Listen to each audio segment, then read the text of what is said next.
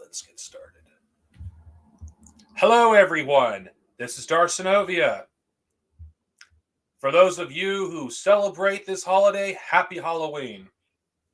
I guess you could look at this podcast as a Halloween special if you want. Whatever floats your boat, I don't give a shit. Force Awakens, well, I'm not going to get to the main event yet because I'm going to wait until, my audience gets here. Sorry, I'm late. I had things I had to do. So before I get to the main event, I'm just going to actually share this stream so people can actually watch the damn thing. I hope everyone's doing well. I mean,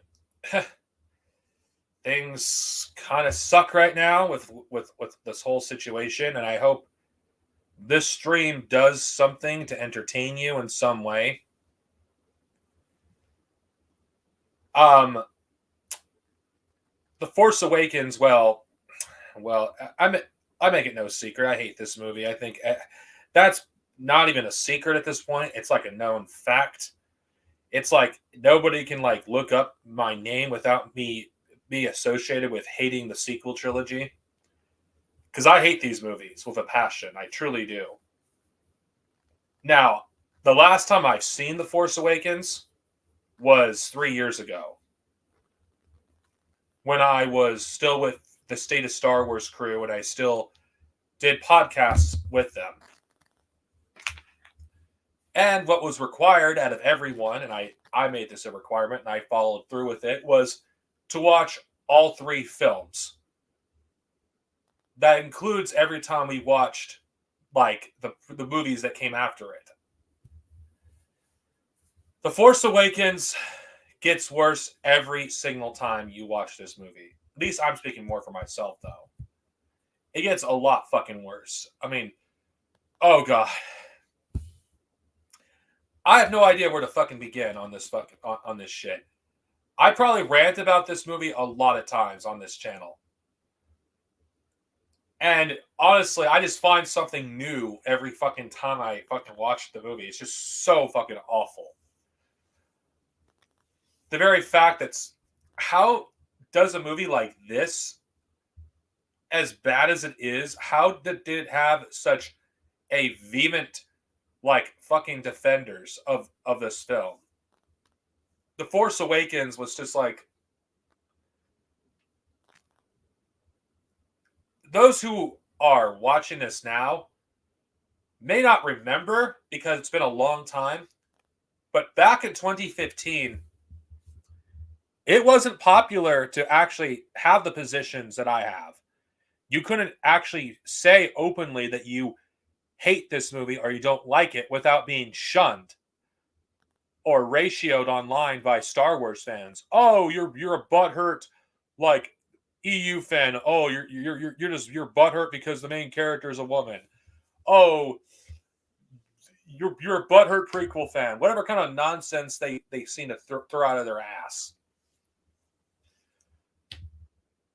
The Force Awakens, I can argue, is the first example I can think of on the top of my head of toxic fandom ruining a movie for me. Believe it or not, for those who are watching this, I did not hate this film when I first watched it. I didn't. I didn't hate this movie. It's just when the more I interacted with fans of this film, the more I try to be honest how I feel about this movie. Just pushed me towards from liking it to loathing it. It was the fans that made me hate this movie, not the movie itself. I know that sounds like a contradiction when you guys hear it, that I didn't hate the movie when I first watched it. But it's true. I did not hate this movie when I first watched it. Like everybody else, I was absorbed in the nostalgia. Seeing Harrison Ford on screen once again. The moments in this movie with the Millennium Falcon and some of the musical cues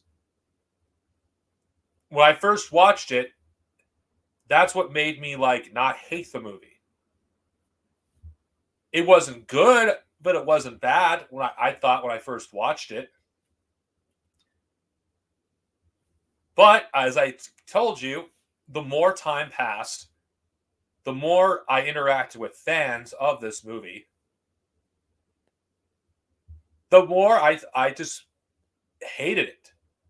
And by the time the movie came out on Blu-ray, when I watched it, I grew to hate this movie. And it didn't help matters when the fan base would never fucking relent every time they talked about this movie. It's like they can now shut the fuck up. Like, oh, this movie's better than anything in the EU. Oh, this movie's better than all of the prequels combined. When you look at this movie, it's just what? And the more you like watch this movie, the more problems that you see with it. Now, I think these problems get worse as the sequel movies come out because this movie just doesn't feel like it really it connects well with its sequels. Then again, that's a problem with the sequel trilogy as a whole.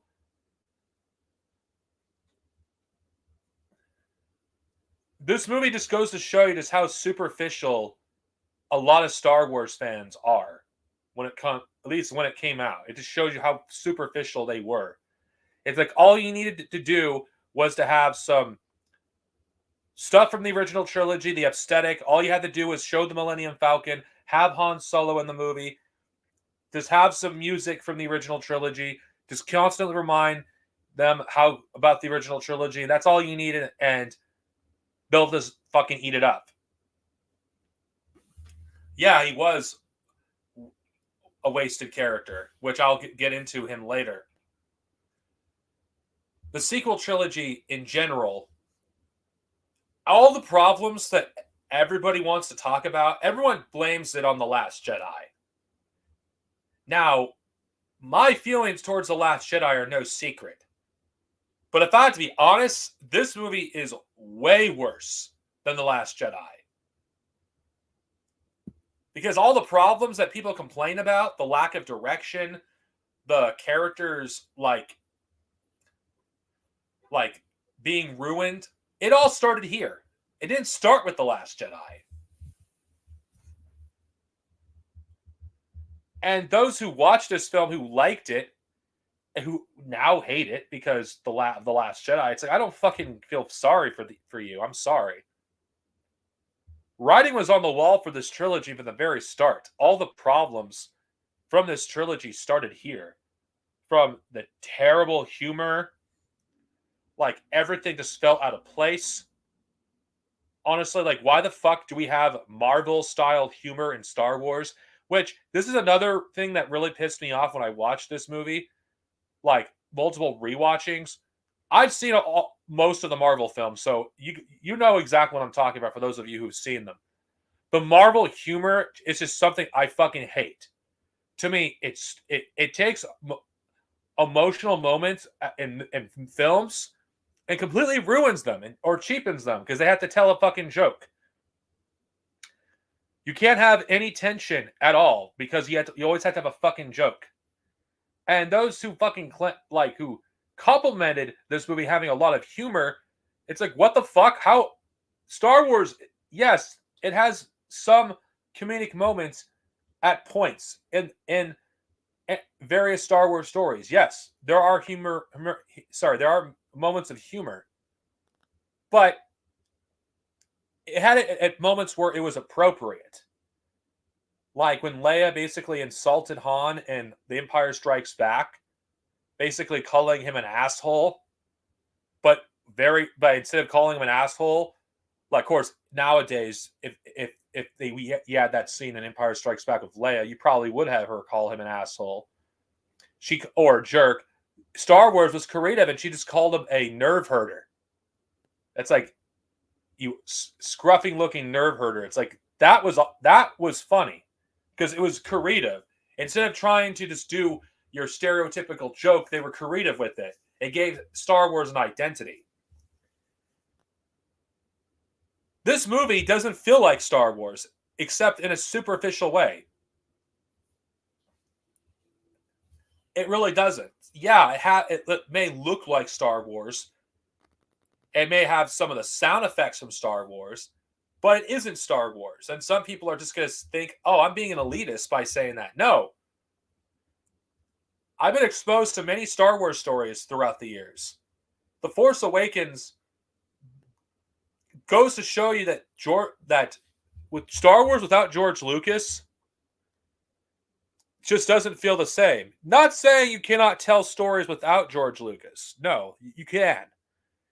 But the very fact that they threw away George Lucas's scripts, what stuff he wrote, his drafts,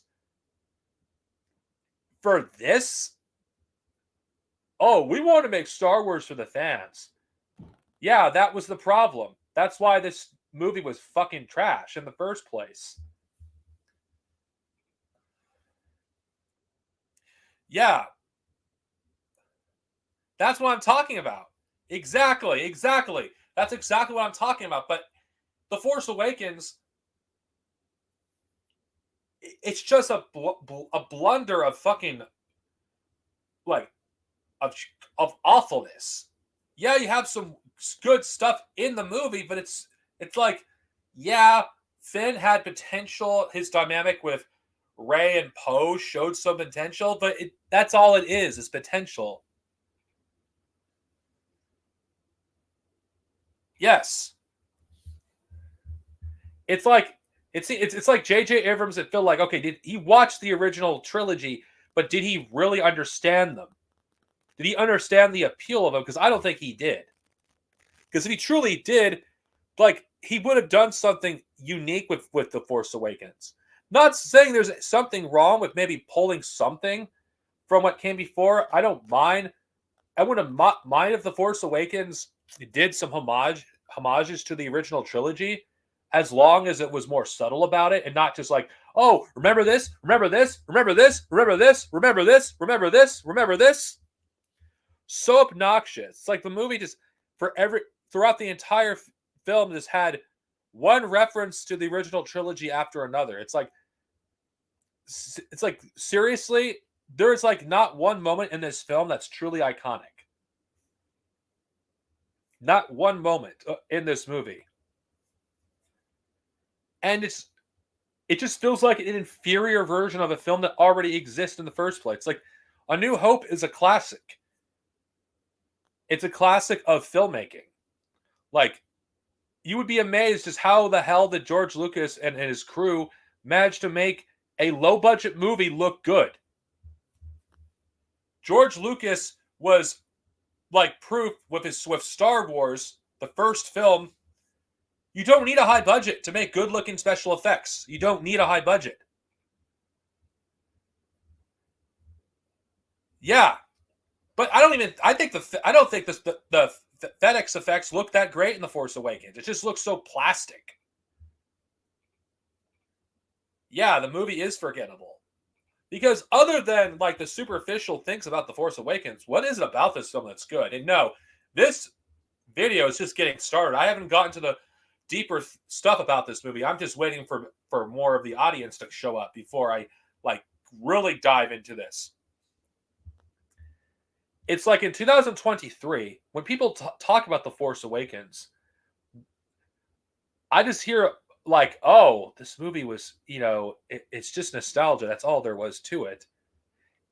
Yeah, but there's much more problems with The Force Awakens than just nostalgia. The movie didn't even try to do something new. There's nothing wrong with doing some nostalgia. There's nothing wrong with it. Star Wars is a long-running franchise. The EU, for crying out loud, does nostalgia at points. I'd be a hypocrite.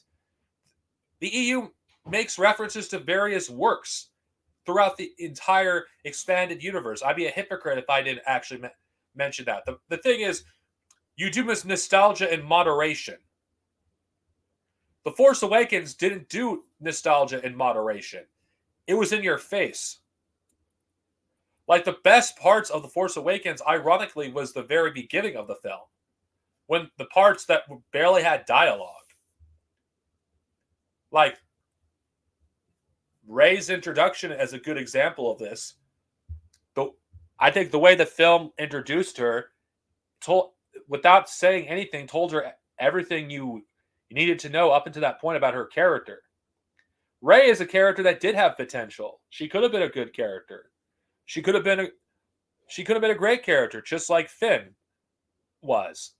But again, they didn't want to tell a story of Rey, because everything about the character, it's just boring.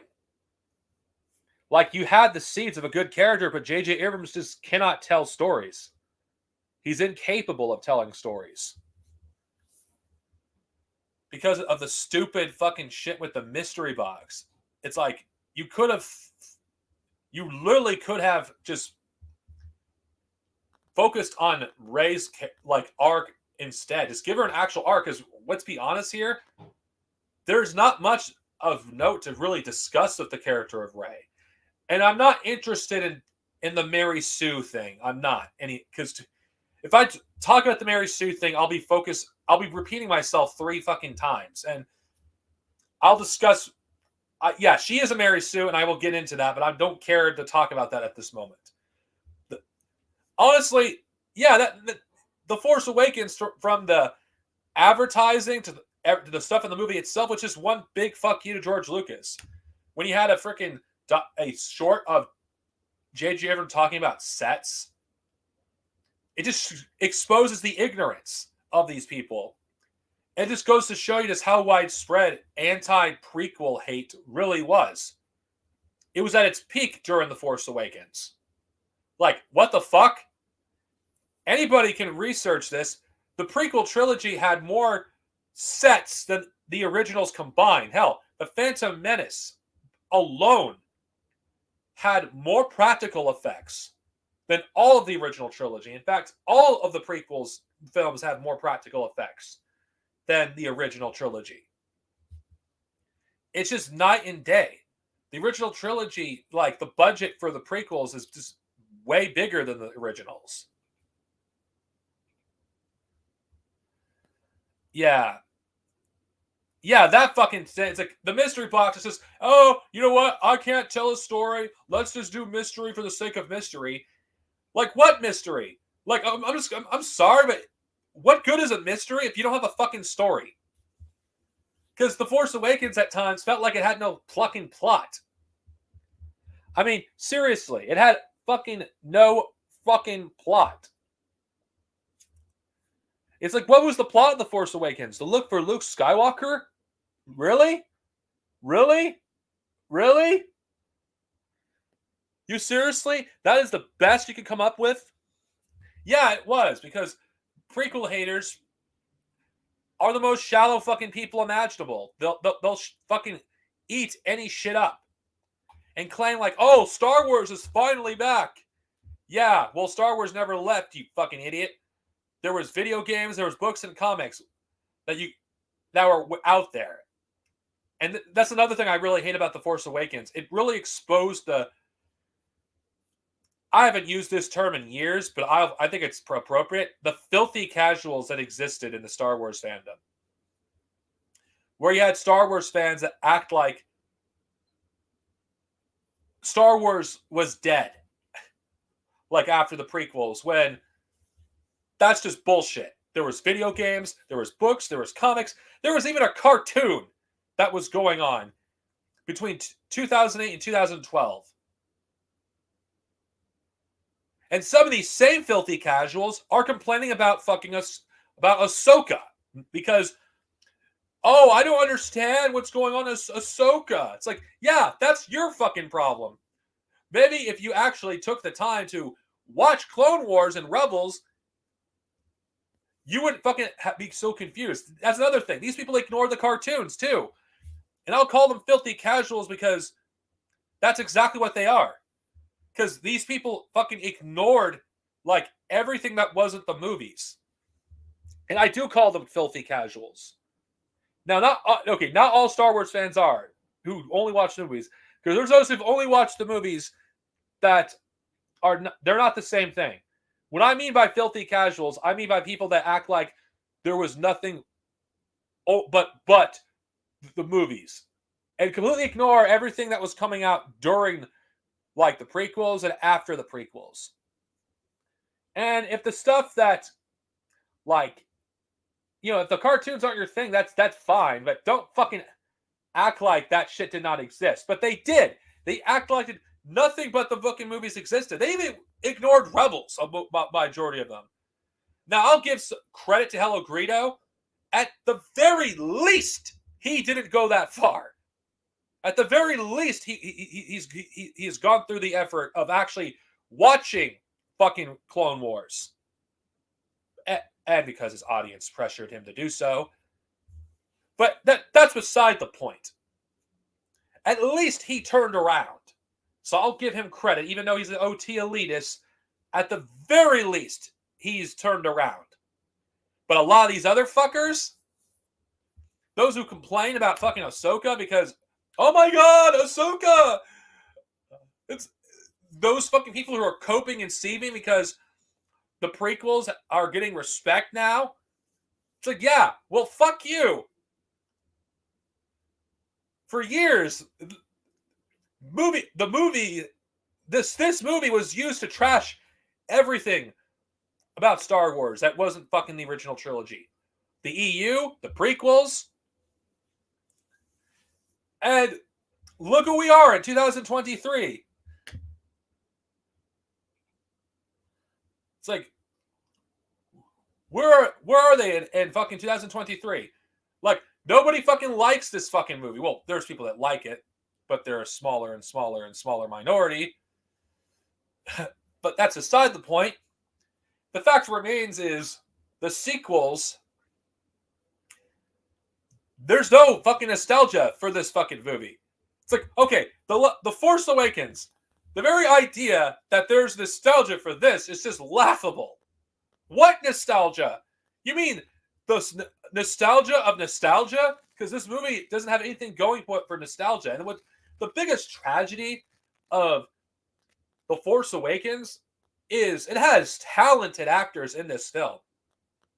And they're wasted. Like the actor who played, I forgot that guy's name at the beginning of the movie, who was killed by Kylo Ren. You got a good actor. What is his purpose? Oh, he just fucking gets killed. Oh, you have that actress from Game of Thrones, it's Phasma. What happens to her? She just does a few stuff, and then she just becomes a butt of a joke. Yeah, the actress who played Maz Kanata, who you couldn't even have the actual actress in the movie. You just had to have her play a CGI character, which in itself is racist because the actress is black. Like, oh god, we can't have an actual black woman on screen in Star Wars because that would be a bad thing, according to Disney. Yeah, it's just a lot of stuff that doesn't this just makes me feel uncomfortable. Like that one scene in The Force Awakens when you had Rey. Let's talk about Finn. The character of Finn is a butt of jokes. It's like, this guy could, like, when you first see Finn in this movie, it's like, oh, you have a guy who's in the First Order who sees a bunch of shit, he gets scared, he sees a bunch of villagers getting massacred, and he doesn't want to do it. He leaves the First Order, and he's terrified. And it's like, you know what? There's potential here. But then he meets Rey and he becomes a fucking simp. And he just like, wait, what? Like, whoever wrote this movie just don't even understand how people actually act. In fact, Finn's character would have been a lot better if you made the character colder. You made him more think of a soldier-like mindset. Like him asking Rey, does she have a boyfriend? It's like, what the fuck? This movie with Finn just plays into all the stereotypes of black men. Oh yeah, so progressive. Yeah, let's have the sole black character in the trilogy. Let's have him be the butt of jokes, and let's have him be a simp for a white woman. Oh yeah, that's totally not going to look racist many years down the line.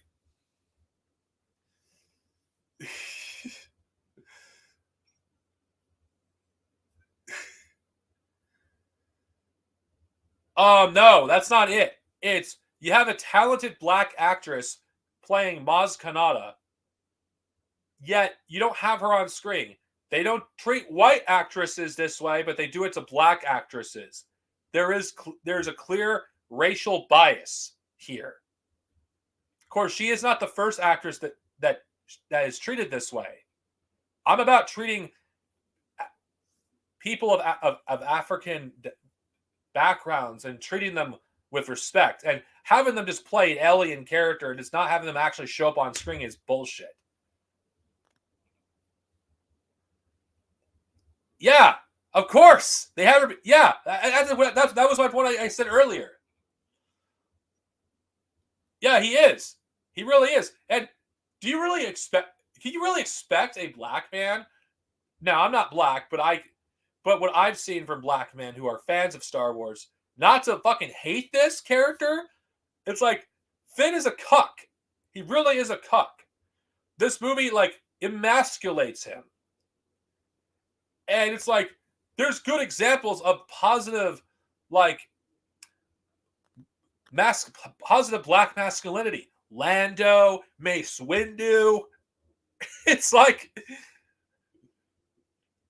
how is the supposedly regressive George Lucas Star Wars movies? Why is it that we have black men in positions of power that actually that aren't fucking simps or aren't cucks? It's like, what the fuck? And these so-called feminists, like back when this movie was released, were okay with the way marginalized people were treated in this film.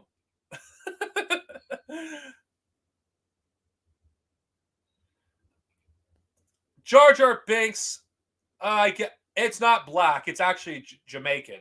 I guess the argument can be made that it could be a racist caricature. I guess you could say that. That's valid. But but why the hell are we not going to criticize Finn, who is actually worse in many instances?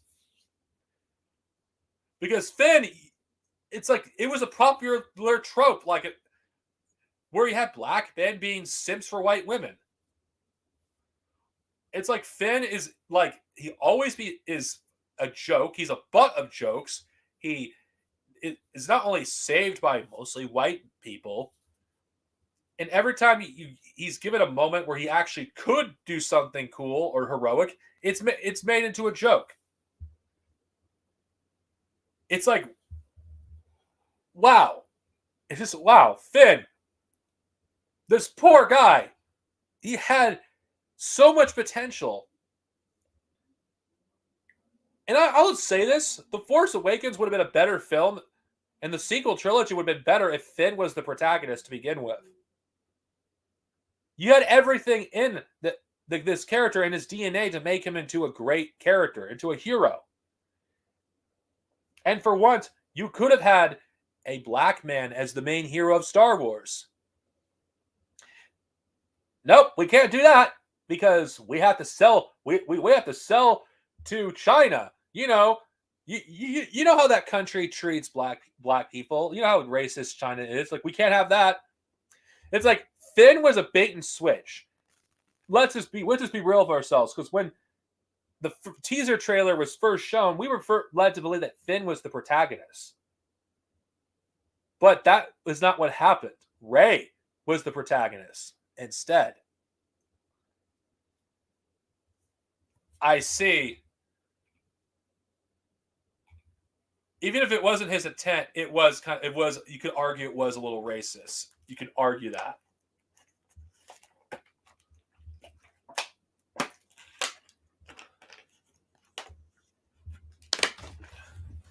Sorry.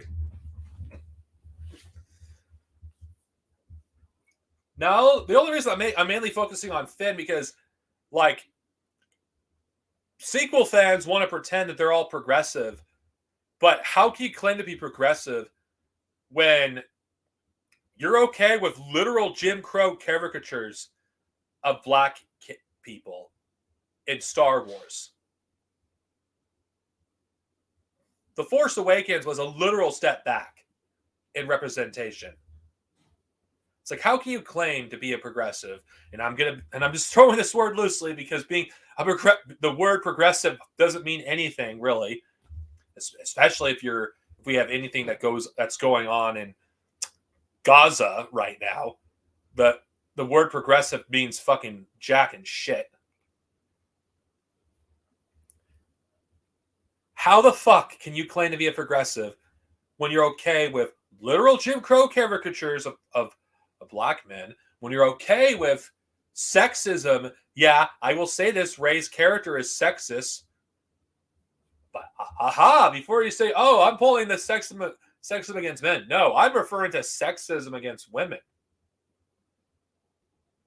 Rey as a whole has no agency as a character. None. No agency. No agency as a character.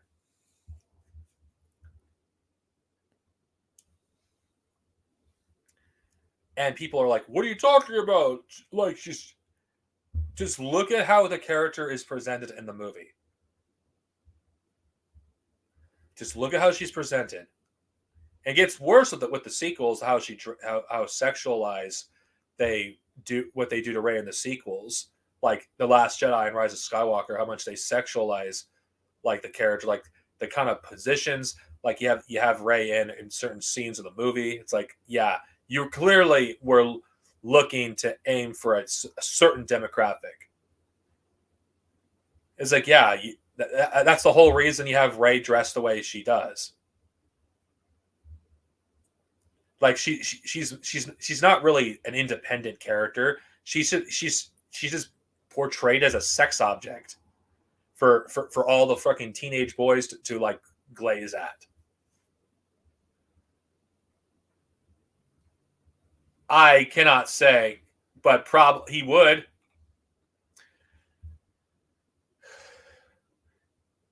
He would. It is pretty sexist the more you think about it, but I think the sexism gets worse in the sequels of The Force Awakens. The Force Awakens itself, it's pretty tamed, but if you just look deeper into it, it's like, yeah.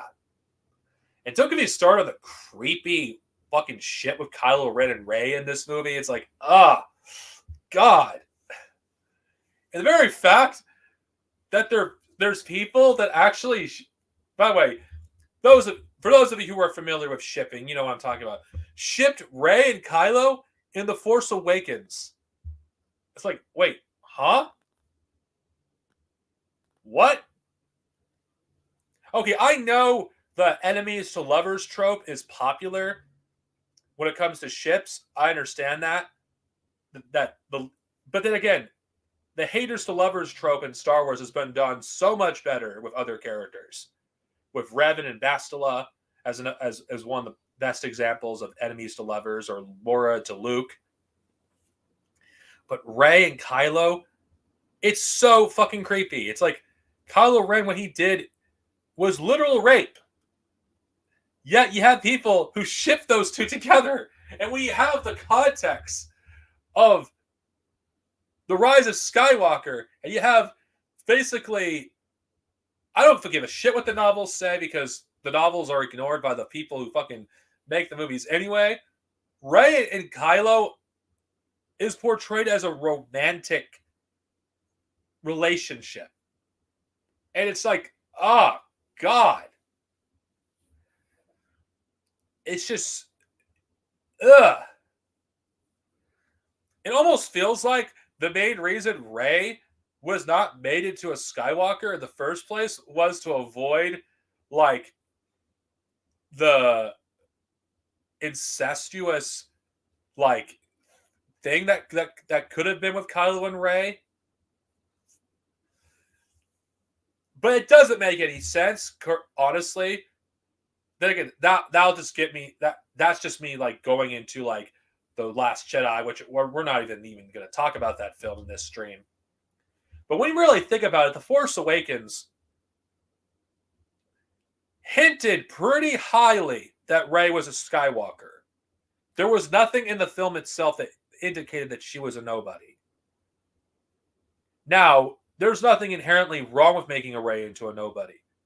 But from a storytelling perspective, and considering that this is supposed to be the Skywalker saga, supposedly, the sequel trilogy has literally nothing to do with the Skywalkers because because Rey is not a Skywalker and Kylo Ren is, and the Skywalkers aren't even any of the main characters. That would make sense if Rey is the daughter of Han and Leia or the daughter of Luke. It literally does, but that doesn't matter. Whatever hits this movie made towards Luke being, or Han and Leia being the parents of Rey means jack and shit, because The Last Jedi basically says she was a nobody, which there'd be nothing wrong with that. And since we were talking about characters, am I the only one that thinks that Kylo Ren's a fucking joke? Of course, I'm not the only one that thinks that, but he's a fucking joke. It's like from the very get-go, when Kylo Ren is introduced, it's like, oh, okay, let's see. He looks kind of cool, I guess, until he starts until he starts to speak. Sasuke and Naruto are brothers, not lovers.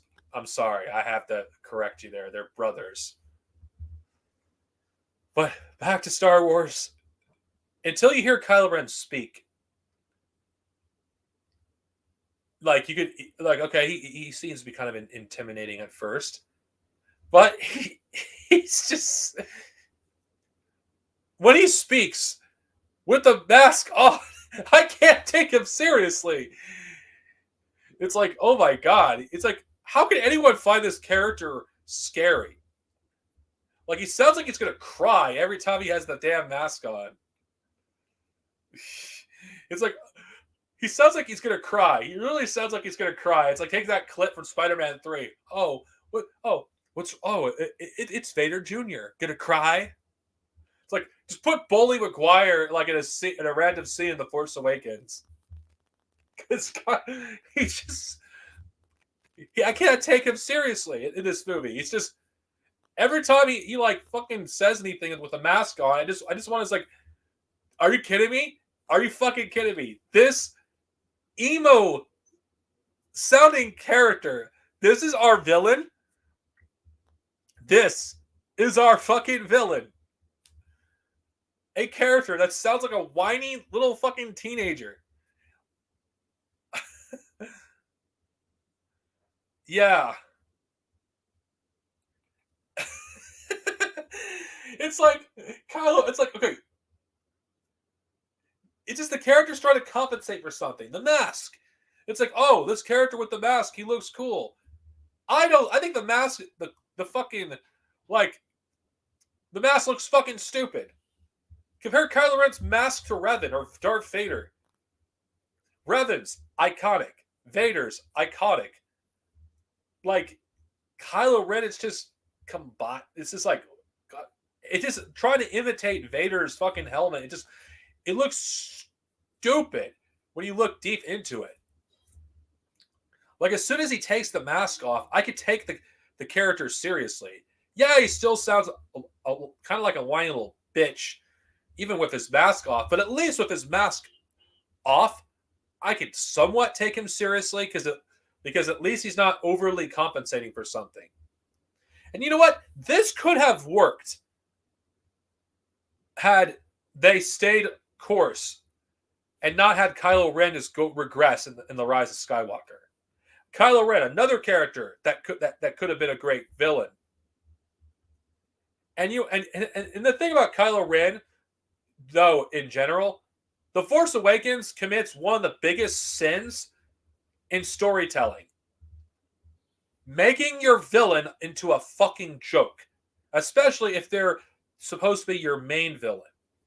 Like, there's so many moments in The Force Awakens when Kylo Ren acts like a child with a temper tantrum that it just feels like the scene was just played for laughs. You know, the first time you saw Kylo Ren lose his fucking shit, you have him like destroy a freaking, like, a computer console. It's like, what? It's like, it's just so dumb. Okay, we know he's angry. We don't need to fucking see that. We really don't need to see that.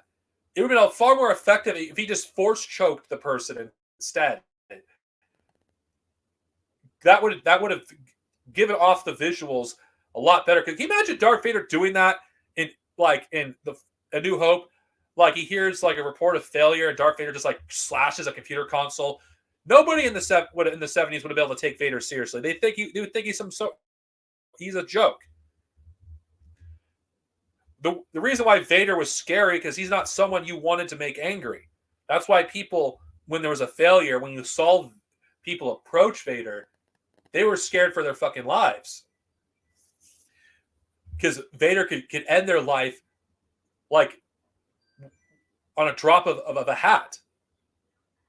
That's what made Darth Vader scary as an antagonist. Unlike Kylo Ren, who just slashes like a fucking child both times, and it just seems like the scenes are playing for laughs. And you know what? The Lego games make fun of that. The Lego games basically just show just how stupid Kylo Ren is. In fact, the Lego games in general just shit on this character because the character sucks. This is supposed to be the successor of Darth Vader.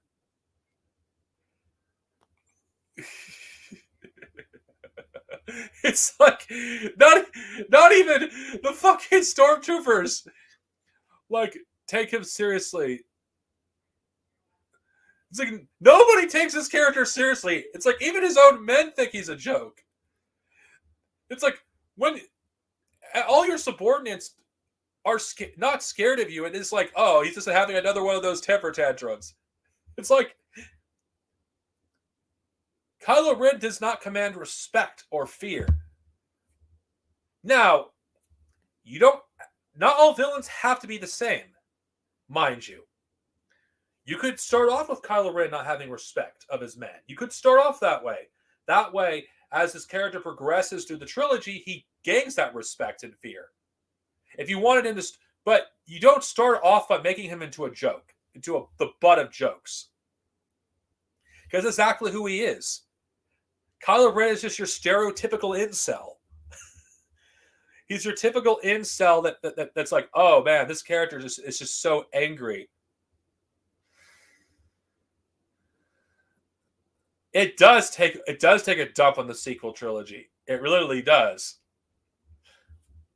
And that's the thing. This movie, it just feels like it's just one joke after another with this character. I mean, Kylo Ren from the very beginning is the butt of jokes.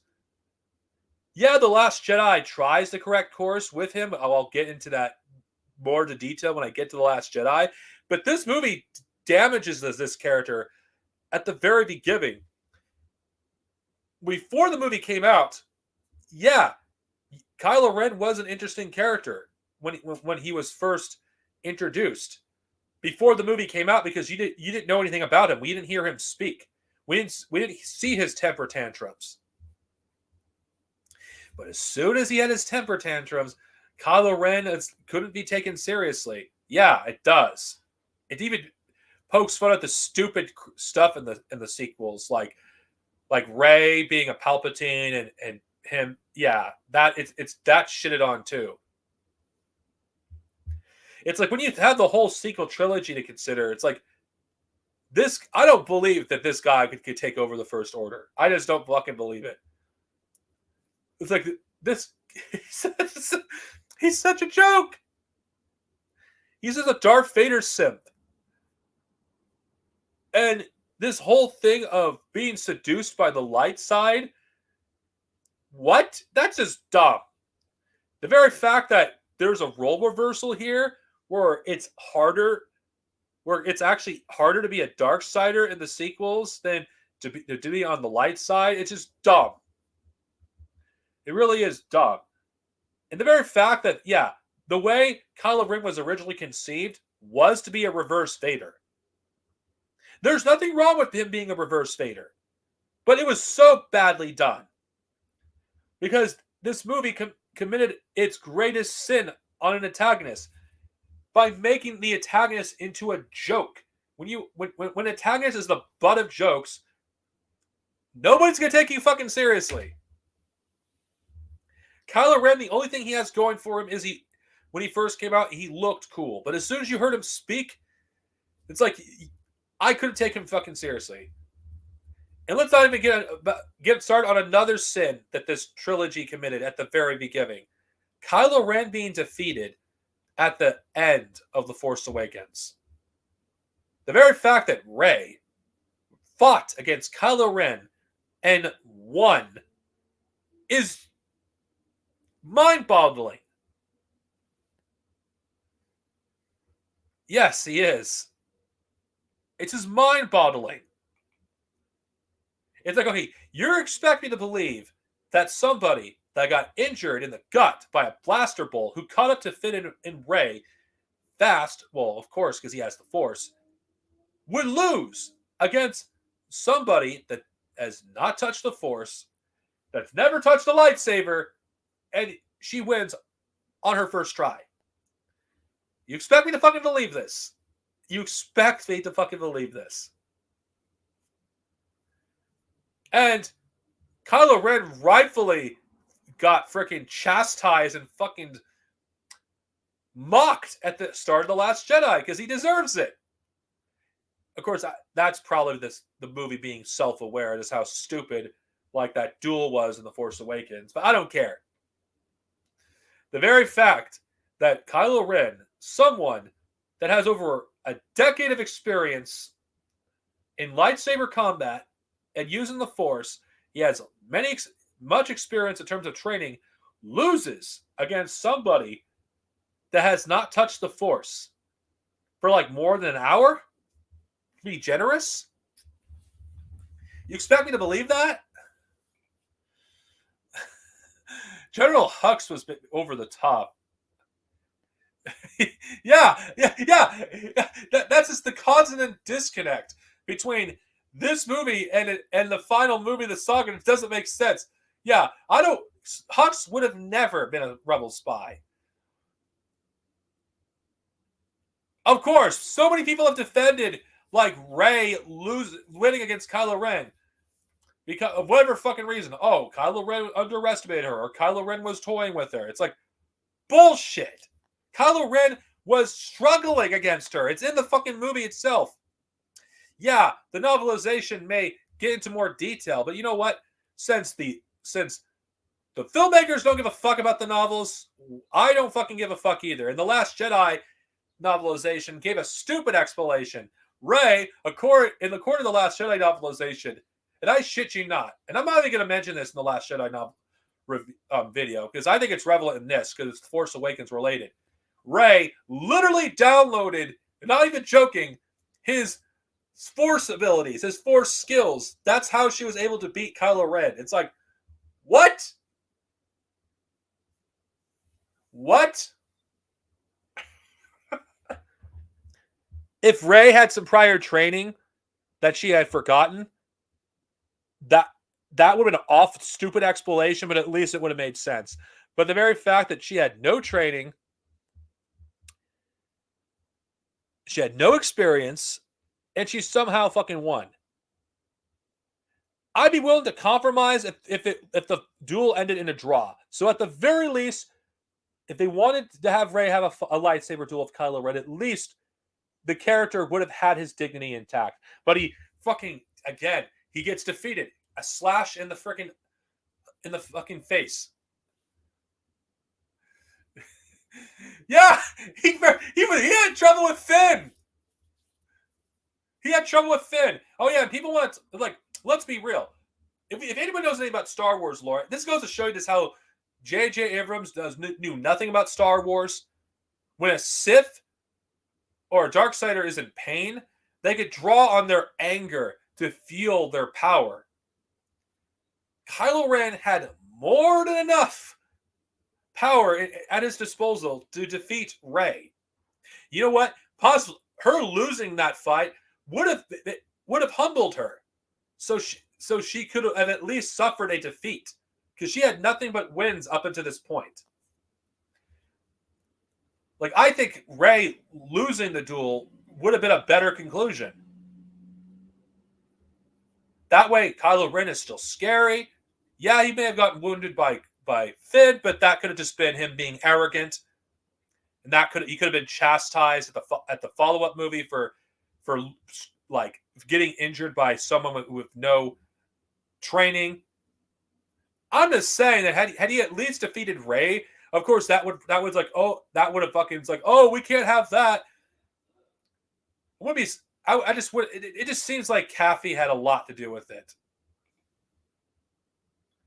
That's bullshit. That is bullshit. Plot is the reason why Rey won. If we were following the logical conclusion of Star Wars lore, and I know fucking this lore better than fucking any defender of the sequel trilogy, Kylo Ren should have won hands down. He had more training. He was a more experienced lightsaber duelist. I mean, this is the same guy that was able to like block a blaster bolt or freeze. He was the same guy that was able to abstract information from someone's mind. Kylo Ren is one of the most powerful Force users we've seen on screen. And you expect me to believe that some random person on Jakku would defeat him? You expect me to believe that? You literally expect me to believe that? Yes. Yes. Oh, and I haven't gotten to Han Solo's death yet. I know this rant is disorganized, but I don't fucking care. I'm just pointing out something that's just really, really, really stupid. Because it's thanks to this why nobody after this film can take Kylo Ren seriously. Nobody. Like, if I were a Kylo Ren fan, which I'm not, I would feel insulted that this character loses this early. I'd feel insulted. The very fact that Rey has won every one of her duels throughout the trilogy, and it starts here. Her struggles are not something anybody can relate to. Anakin gets his ass handed to him by Count Dooku. Anakin struggles against Count Dooku at the start of Revenge of the Sith and has to draw on the dark side to actually have a chance in beating him. He loses against Obi-Wan. Luke gets his ass handed to him throughout A New Hope and Empire Strikes Back and even Return of the Jedi. Rey, in her first film outing, wins almost every encounter with little trouble. There's like no obstacles in her way. This is why from the very get-go there was a backlash against this character and why she was called a Mary Sue. And I think the biggest offender of this was her winning against Kylo Ren. Had she lost, the Mary Sue argument would have been shut down right then and there. Yeah, she was a little overly competent, and you probably could have argued that she got lucky. But the very fact that she succeeded in this film so many damn times makes it so I don't give a shit about this character. If she, I don't feel like she's in any danger at any point.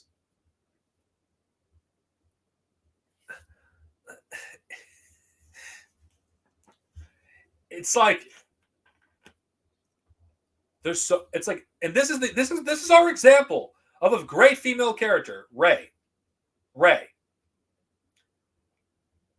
Like, this character, I feel like she was screwed over just like Finn, but in a different way.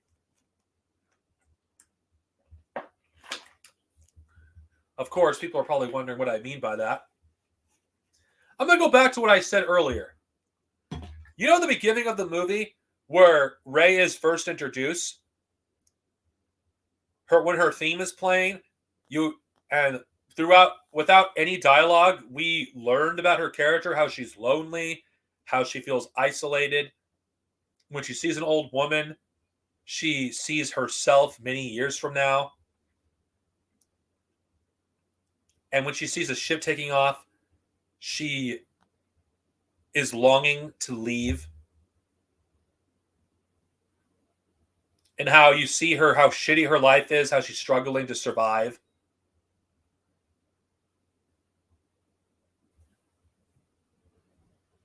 The foundation of a good character was there with Rey.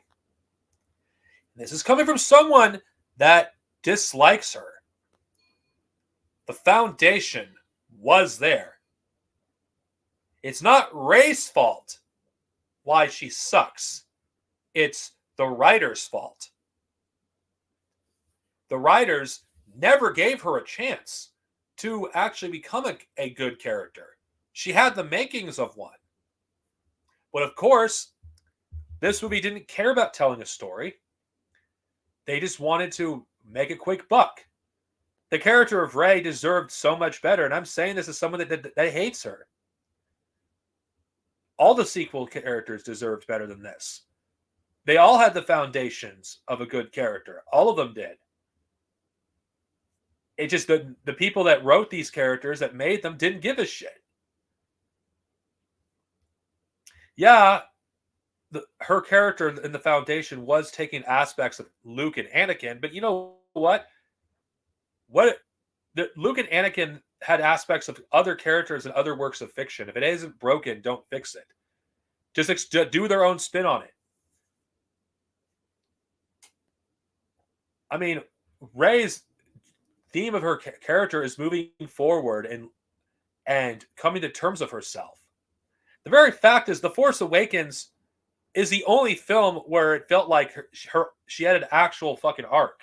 Because the rest of them, it's just she doesn't have any agency. I mean, she may not have it in this film, but I guess the argument, you could have basically have her want to discover her place in the galaxy. I mean, that's one of the things she said in The Last Jedi. But in this film, it's just it just feels like she's just doing what everyone else is doing. She doesn't have any agency of her own. Like, she doesn't have anything that is legitimate. You could literally argue her accomplishments. Her accomplishments are basically, you could owe it to other characters. And she doesn't really have anything that's truly her own. Of course, it's not to mention her attitude. It's just insufferable. You know, Rey being a little detached and cold would have worked, considering she grew up basically alone.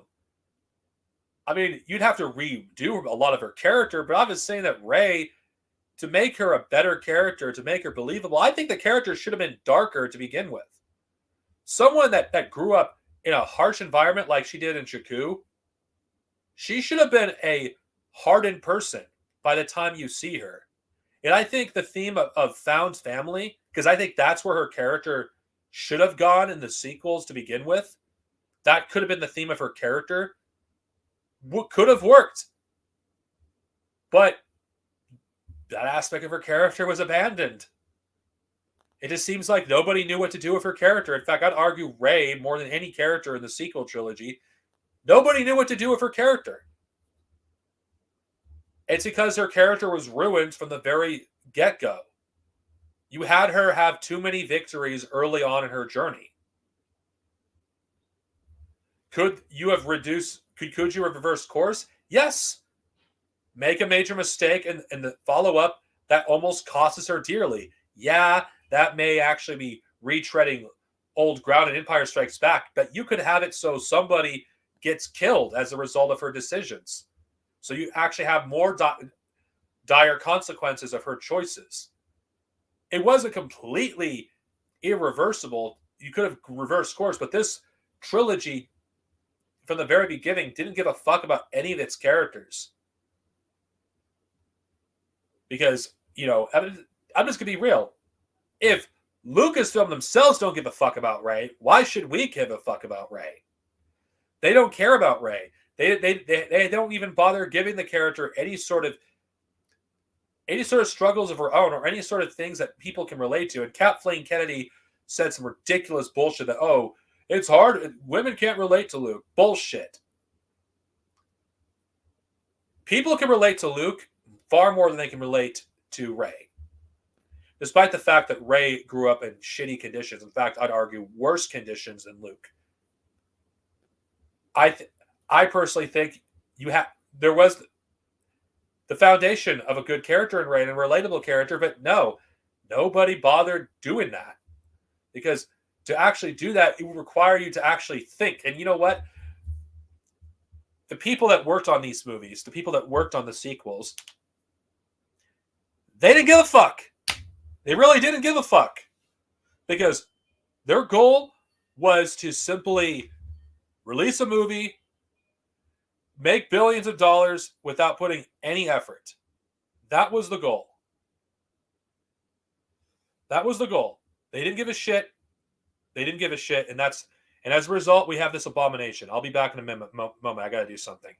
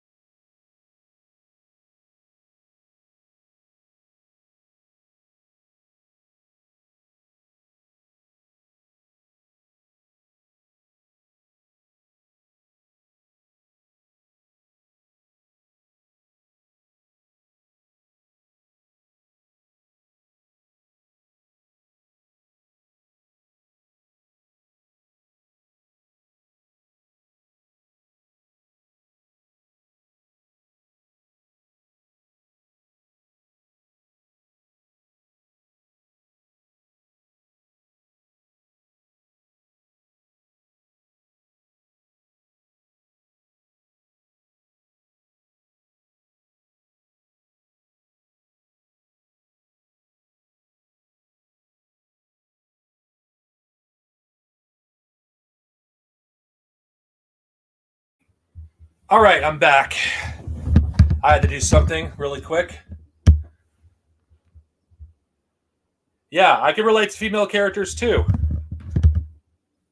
I mean, there's some characters I can relate to for various reasons, but I want to keep the topic on Star Wars. The very concept, Luke and Anakin being Gary Sue is fucking ridiculous. For those of you who don't know what a Gary Sue is basically the male equivalent of a Mary Sue. That's all you need to know. Now, I'm not interested in debating this if Rey is or was a Mary Sue, because I just don't give a shit anymore.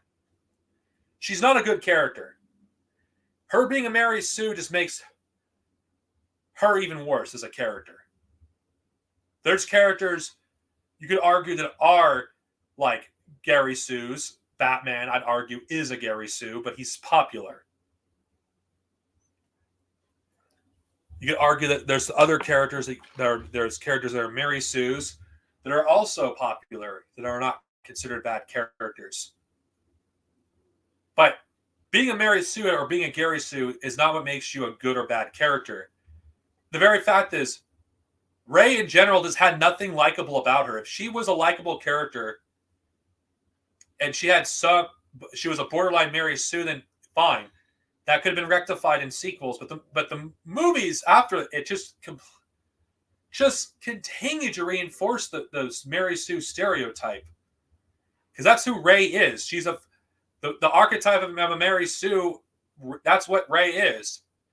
She's good at almost everything, and whatever mistakes she makes, it doesn't have consequences. Like some people might argue, oh, but she made a mistake here and she made a mistake there. Yet there was no consequences when she made those mistakes. She didn't lose a limb. None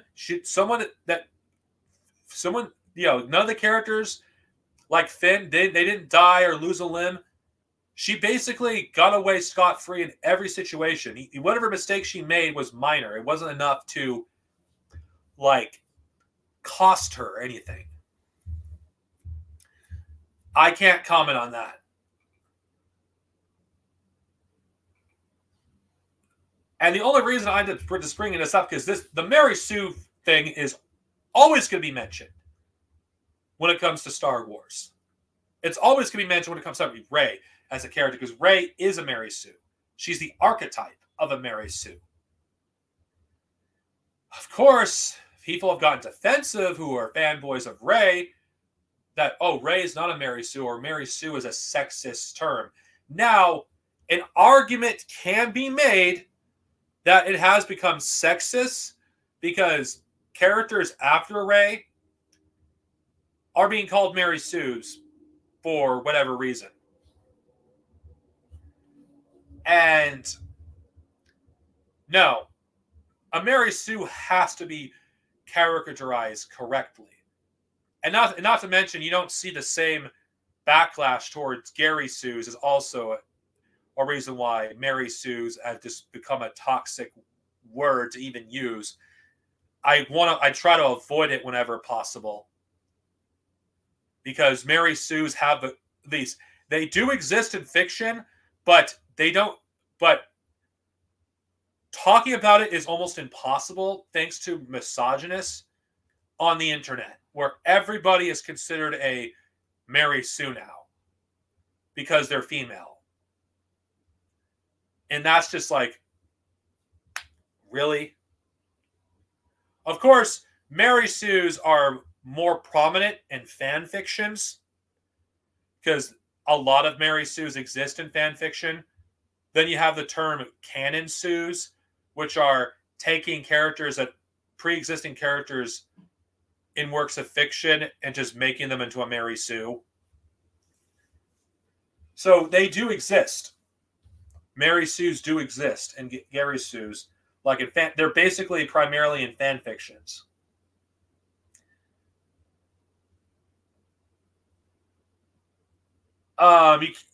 Gary Sues will not be talked about because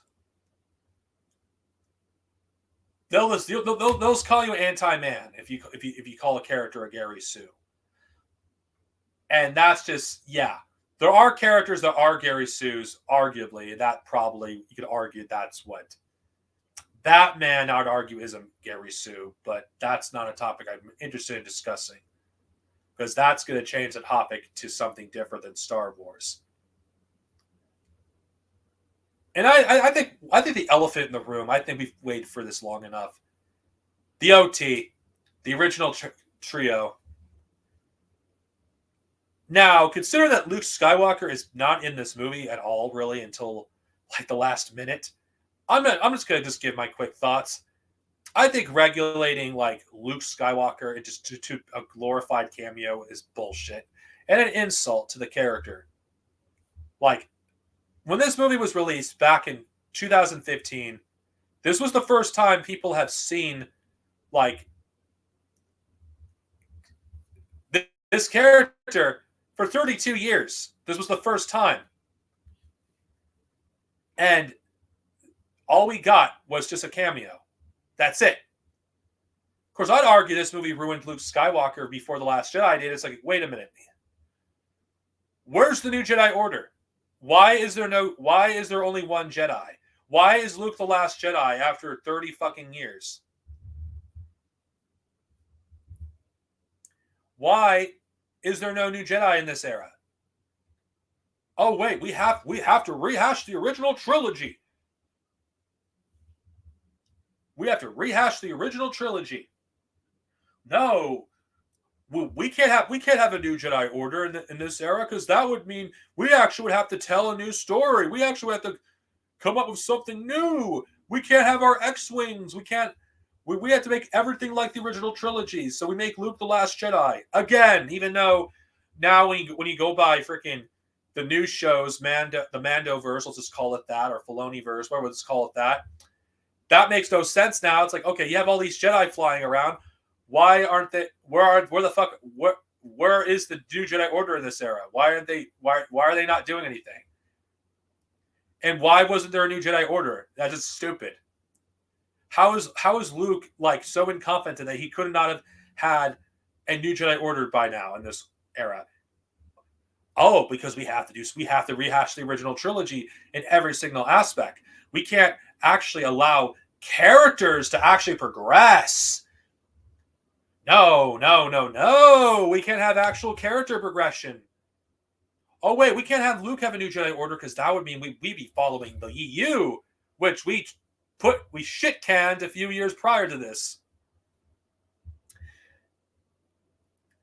And not to mention, I'm not expecting Luke Skywalker to go guns blazing or anything. No. But the very fact is, he's not in the movie except as a glorified cameo. There's no new Jedi Order in this era. And we learn in this movie that Luke is a failure. He failed. And this is a trope that I'm getting really fucking sick and tired of. This wasn't started in The Force Awakens. Far from it. Why? How could anyone... Sorry, I gotta... This started the entire trope of legacy characters being failures. They come back many years later, and they're just bitter old failures. The movie itself, this movie, basically already fucking put writing on the wall. Luke Skywalker is a failure. He ran away. Han Solo even said it himself.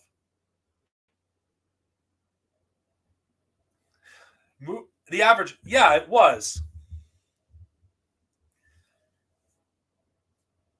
It's like the very fact that there's not one scene with Luke, Han, and Leia together. Not one scene. Not one reunion scene with these three characters. Not one.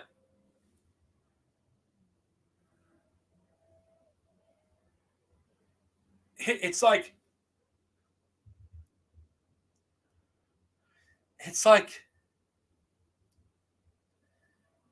yeah, it's just like one scene, not even one scene of them being reunited.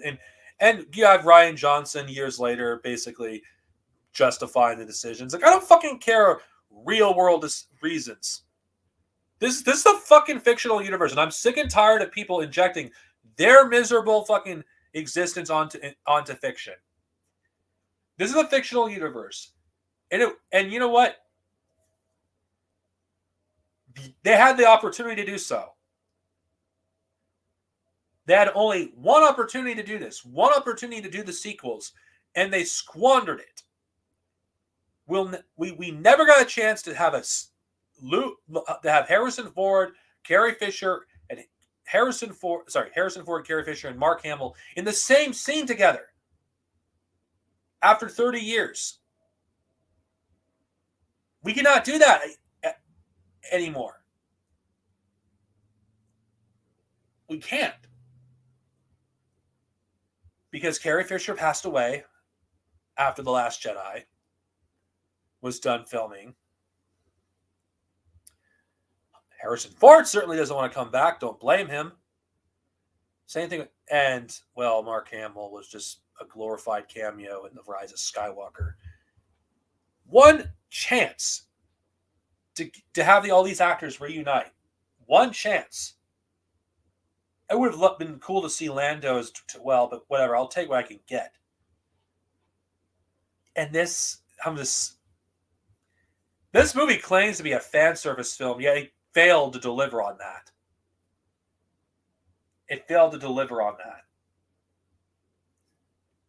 that. If you were to do fan service like this movie basically was, it failed miserably. If you're gonna do fan service, you bring the crew together one last time, even if it's for one scene.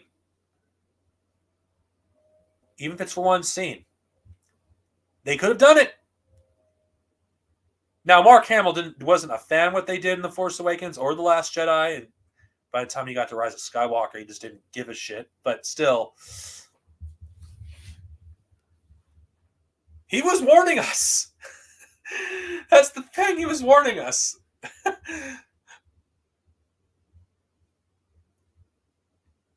And he had one of the most infamous cliffhangers and cinematic history, which I'll get into that further in the Last Jedi rant. Yes, that is true. Fan service is not a bad thing if it's done sparingly.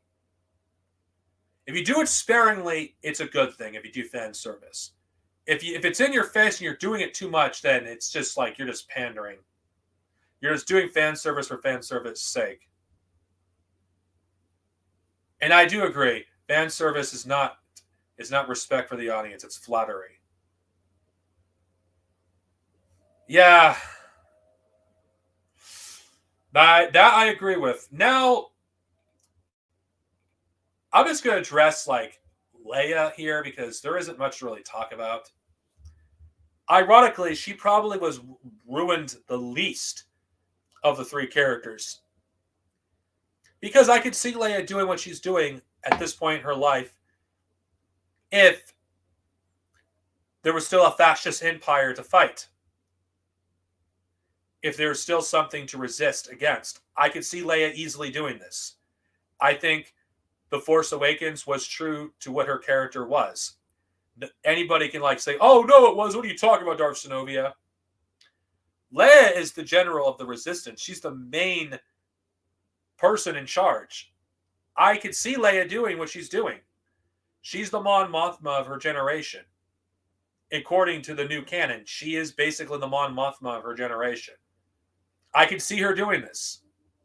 I don't see anything wrong with Leia leading a band of rebels against the First Order. This is what Leia would do. Even in Legends, if there was a resurgence like Empire that was coming, I could see Leia doing this. I mean, she was trying to get people to actually fight against the Yuuzhan Vong. She did her part in the best way she knew how. I think this is one projected direction her character could have gone after the, Return of the Jedi. It's just one potential direction. I think she's like one of the few characters they didn't completely ruin completely. Yeah, there is a novel that explains why Leia is the where she is. I don't really care about Bloodlines, the novel, but I'm just saying at the very least, Leia, it's believable that she would go this direction. At least it's believable. At least I think it's believable. I don't think it's executed that well personally. I don't like the fact that Leia is again follows the trope of the failure legacy character, but at least her character felt like it progressed as a character because the last time we see her in Return of the Jedi, she's not the leader of the rebellion. She's just a general of the rebellion. So at least the character progressed. Unlike Luke, who basically she progressed as a character, but just degenerated. And at least she didn't basically have the reset button put on her where she has not progressed at all. I would not have gone this direction with Leia as a character. I wouldn't have. But at the very least, Leia in general, she was not ruined compared to Luke and Han. Because there's progression there. Now, the elephant in the room, considering Force Awakens is Han's movie.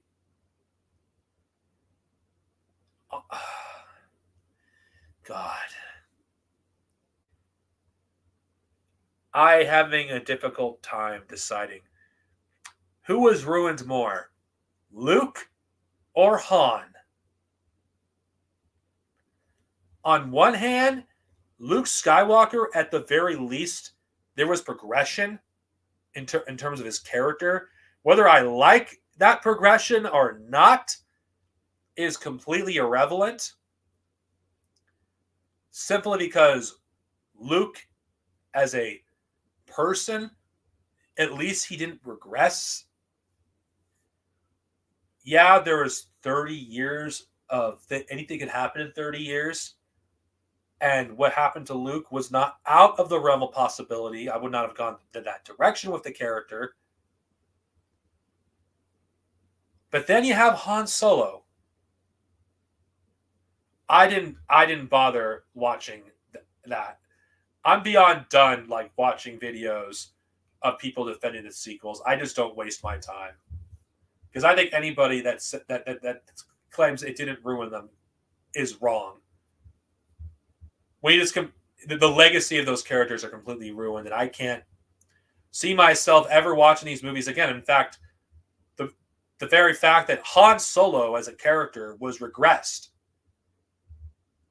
Like, why the hell is he still smuggling?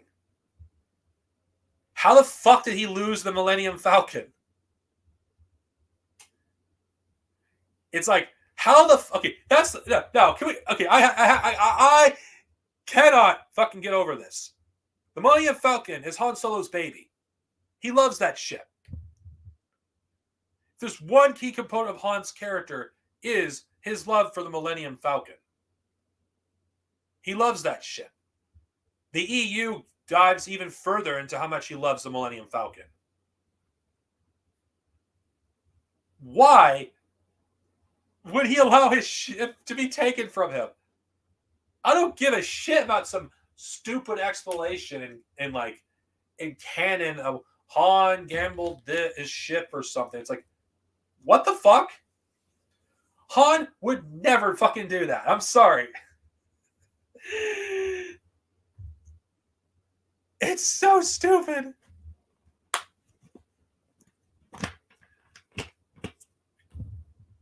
Han, and the very fact that he just becomes a smuggler again and basically, nothing has really changed. It's like, what? The very fact that Han would basically abandon his wife instead of helping her with the resistance, like, what the fuck?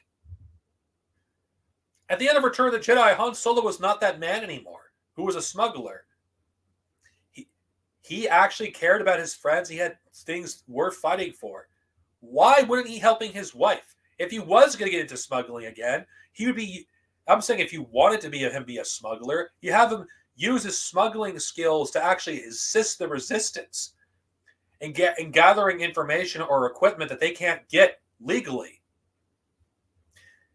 That I could buy. But the very fact he just becomes a smuggler again, avoids Leia, it's like I think the broken old man archetype. Out of all the things they could have done with Han Solo as a character, the direction they could have gone with his character, they went with, in my opinion, probably my most hated fucking trope. It's like, are you fucking serious?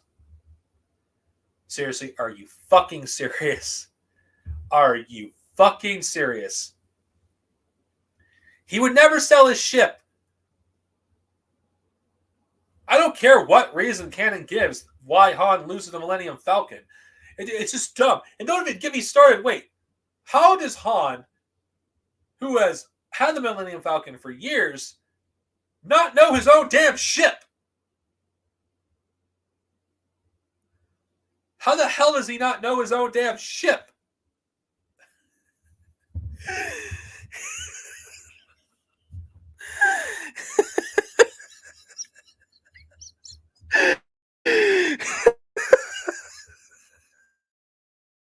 How the fuck do you know your own ship? Even if he didn't have it for years, you'd figure he would know his ship better than anyone. Same thing with Chewie. We don't know if Han and Leia got a divorce. We don't know. We have no idea if they got a divorce. That's not stated. But still, unless it's stated in the novels, which, whatever, I don't care. It's like the very fact that he doesn't know his own ship, the very fact that he forgets certain parts of his ship, it's like, what? Are you fucking serious? I know some of this I may be nitpicking here, but no, I'm not. No. As someone that loves Han Solo, the Han I know would never forget how his fucking ship worked. He owned that. He owned that damn thing for years. And if we're going by canon, Han had the Millennium Falcon even longer than he did in the EU. Prior to losing it in the sometime before The Force Awakens. Well, Wookiees do age slower than humans. I'm just letting you know.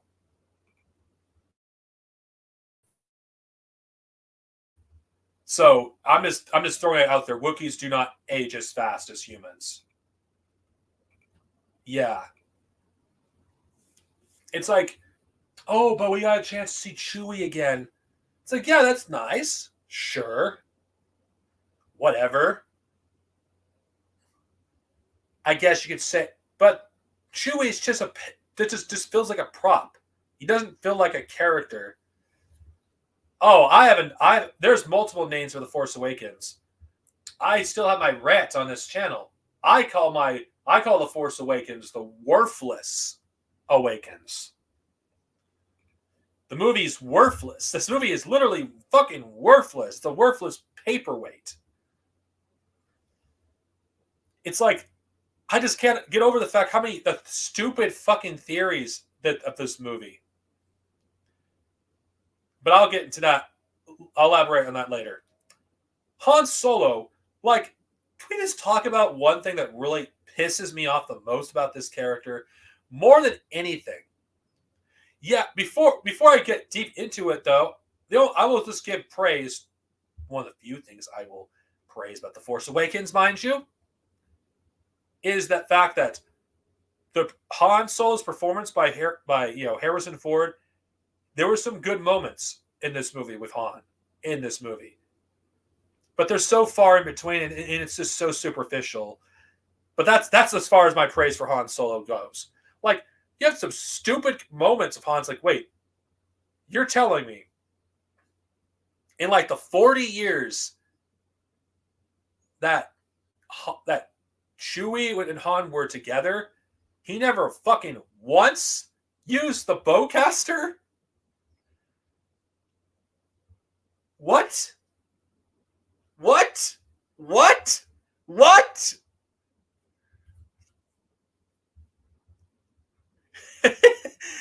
It was done for a joke. Of course. I like this thing. It's like, what? It's just so stupid. This is the holy grail that fans defended back in the day. Stupid scenes of Han Solo, like, having some stupid dialogue about how he liked using the bowcaster, or being surprised when he uses it. It's like, how can you not have used this damn thing? You've known Chewie for 40 fucking years. And mind you, I'm saying 40 years because I'm going by like how Han and Chewie met in Solo. Like, and since Chewie's alive, like 33 ABY, they've known each other for 4 decades at this point. There's just no way Han should, like, at this point, could not have used his blaster at least once. Come on. Get out of there with that garbage. Yeah, he would. He would. It's like, what? It's like 40 fucking years these two have been together, and he not once used his blaster. It's like, what the fuck? They just added that moment just to have humor. It's like, my brother, who is a Star Wars fan like I am, when he first saw Force Awakens, he's like, that was the worst movie I've ever seen. Not, well, he didn't actually say it that word, but he said they threw out the expanded universe with this garbage. It's like, it's hard to even like talk about this movie without just like just ranting is how dumb this shit is. Like, I've been going on for almost an hour and a half.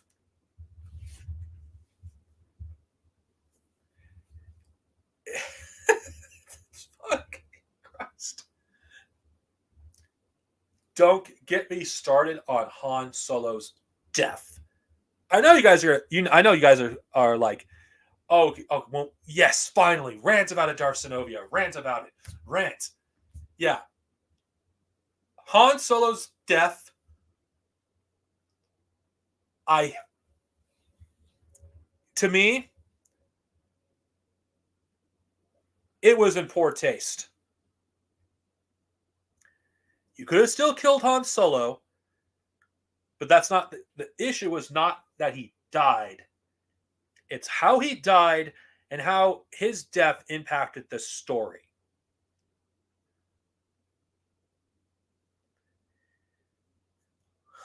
Because I felt no emotional connection with this version of Han. And I felt nothing when he like talked to his son Ben. Had this been done in the second film in the trilogy, where you actually had time to get to know, where you got a chance to know Ben and Han, yeah, I don't. I actually think killing Han in the Force Awakens was a mistake, because if you really want to have his death have an impact, you have him be around longer. But Han just dies, and then he fucking just move on to the next action scene. Like, you're not even given a chance to basically absorb what just fucking happened. Han just died. When he just dies, it's like, sorry, we gotta move on. Like, you freaking, you literally had one function would defend this shit. We don't get a chance to absorb Han's death scene, because the way everything else in The Force Awakens works, it's basically, oh, let's do the original trilogy, but let's speed through everything. Let's not actually give time for the audience to absorb what just fucking happened. Yeah, may he rest in peace. Hold on. Yeah, may he rest in peace. For those of you who are curious, did you know he wrote the foreword for the Chewbacca miniseries back when the expanded universe was still canon? Yeah, he wrote a foreword for it, which it was like, I think, one of the only expanded universe stories that actually got an actual foreword by one of the actors. Yeah, I figured you know. I mean, I have the story. Yeah,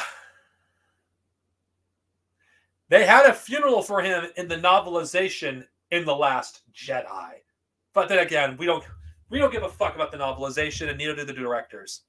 But yeah, Han's death was treated like it wasn't a big fucking deal, and I find this offensive, because he's a legacy character. This is a big fucking deal. You introduce this character for the first time to the audience in 30 years and kill him in the same movie. Now, it was obvious Han was going to die. But the very fact that it was treated like nothing, this is the problem with the modern day Hollywood, and I would just call the Marvel Cinematic Universe influencing films. Movies are not allowed to actually simply take a deep breath and absorb what just fucking happened. Movies always have to be on, like, you always have to be in speed run mode. Like, yeah, we gotta go here, we gotta go here, we gotta go here, we gotta go here, we gotta go here. Like, things are not allowed to fucking slow down. This is the reason why the prequel trilogy is so much fucking better. You have a chance to actually take a deep breath and actually absorb what just happened.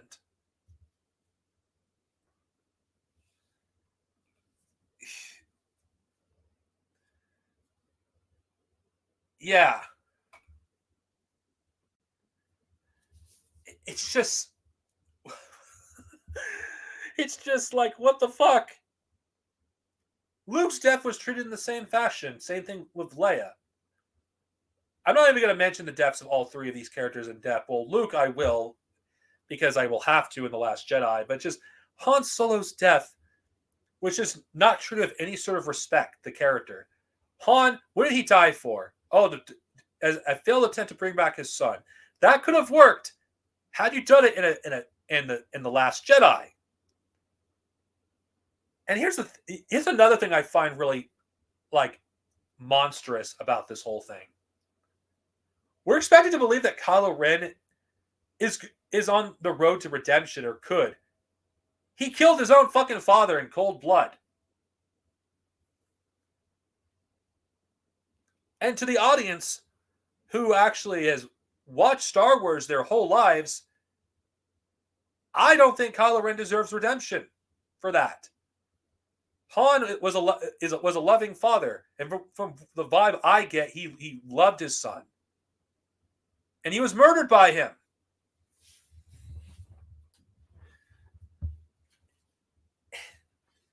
How can anyone think that he deserves redemption? He doesn't.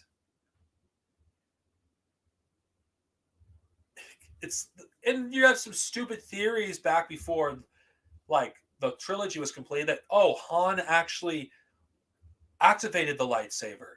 That Kylo Ren didn't actually kill Han. It was actually Han that killed himself. It's yeah, whatever. Or that Kylo Ren was actually a secret agent. Some stupid theory. I don't fucking care. The very fact that Han Solo died and he just fell over. It's wow. Oh, J.J. Abrams, you certainly love Han Solo, right? That you treat one of the most iconic characters in all of fiction like nothing. You just kill him off like it's nothing.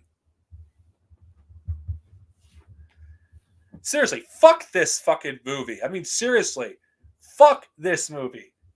The very fact that it kills Han Solo in this way.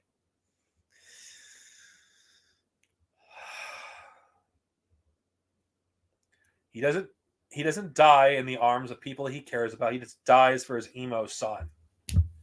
And the same people that gladly support this bitched about Chewbacca's death, even though majority of the people that say, oh, the EU is stupid because Chewie died moon dropping on him.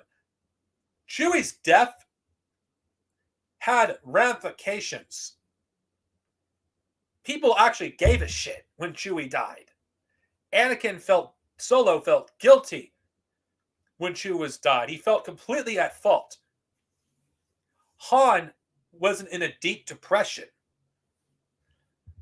Han and Leia's marriage almost ended because of Chewbacca's death. Jason and Jaina were deeply saddened. And various people that knew Chewbacca grieved.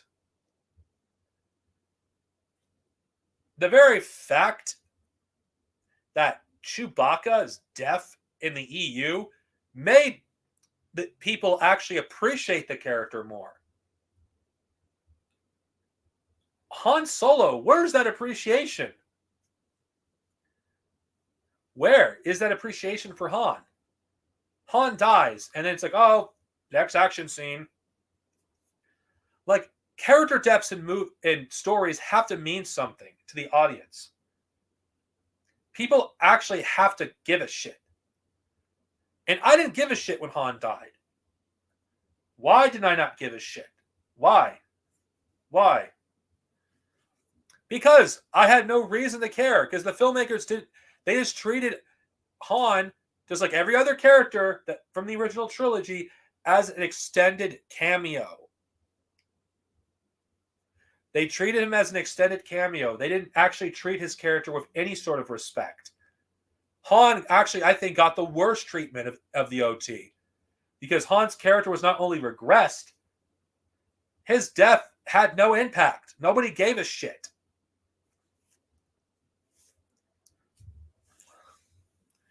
His death was basically, whatever. And people may talk about, but the novelization, he has a funeral.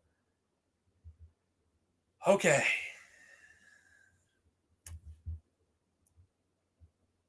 The novelization is supplemental material. I love my Star Wars novels, mainly EU, what I'm talking about here. I think it's a reasonable position to take that the movies, let's focus on Force Awakens though.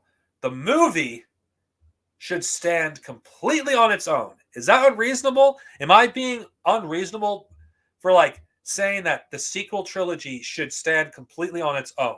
That if it can't stand on its own, if it needs supplemental material to explain shit that makes no sense, then the movie has failed.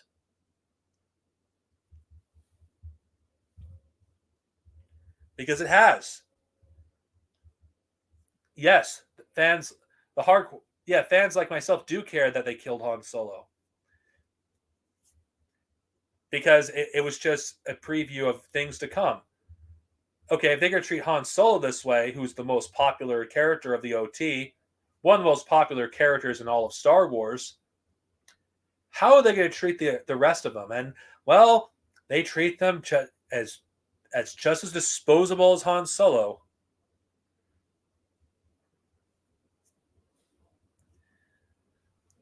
Yeah. Yeah, that is interesting.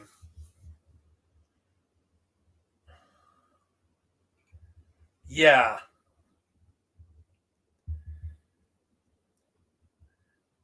It's just I just don't see how J.J. Abrams could be a Star Wars fan other than on a superficial level. Because if he truly was, he would not have treated Han Solo, his death, in such a like callous way. Everything about this movie was callous. It was cultural vandalism. That's essentially what this fucking movie was. Vandalism. It had no respect for what came before it. It treated even the original trilogy like with contempt.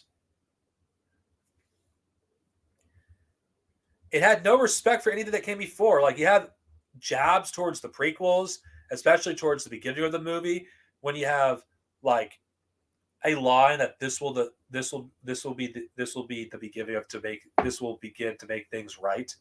It's like totally not a jab at the prequels. Make what right? Like, this, from the very start, this movie was just one like middle finger to prequel fans and EU fans after another. Yeah, I will say that it was a middle finger to any Star Wars fans that weren't fucking original trilogy fucking purists. But even like then, the superficial things this movie like did, it's like, yeah, there's more practical effects. Whoopity fucking do. There's practical effects in here. It's not like every other movie doesn't have it. And the complete hypocrisy too of those who say, "Oh, the prequel trilogy is full of CGI." This movie has more CGI than all of the prequels. Like, this movie just looks so fucking plastic and cheap. All over the place. This movie just looks so fucking cheap.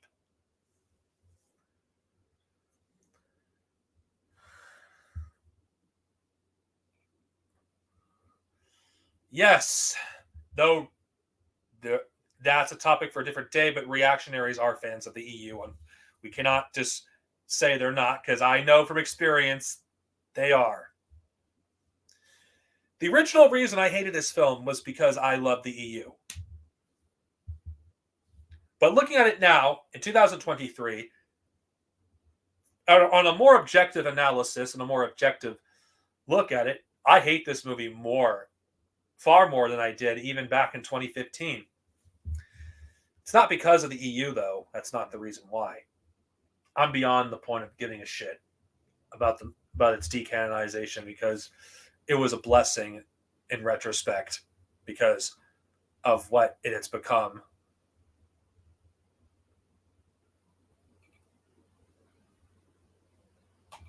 Yeah, it definitely is getting sick and tiring, because there's times when CG is actually superior to practical effects.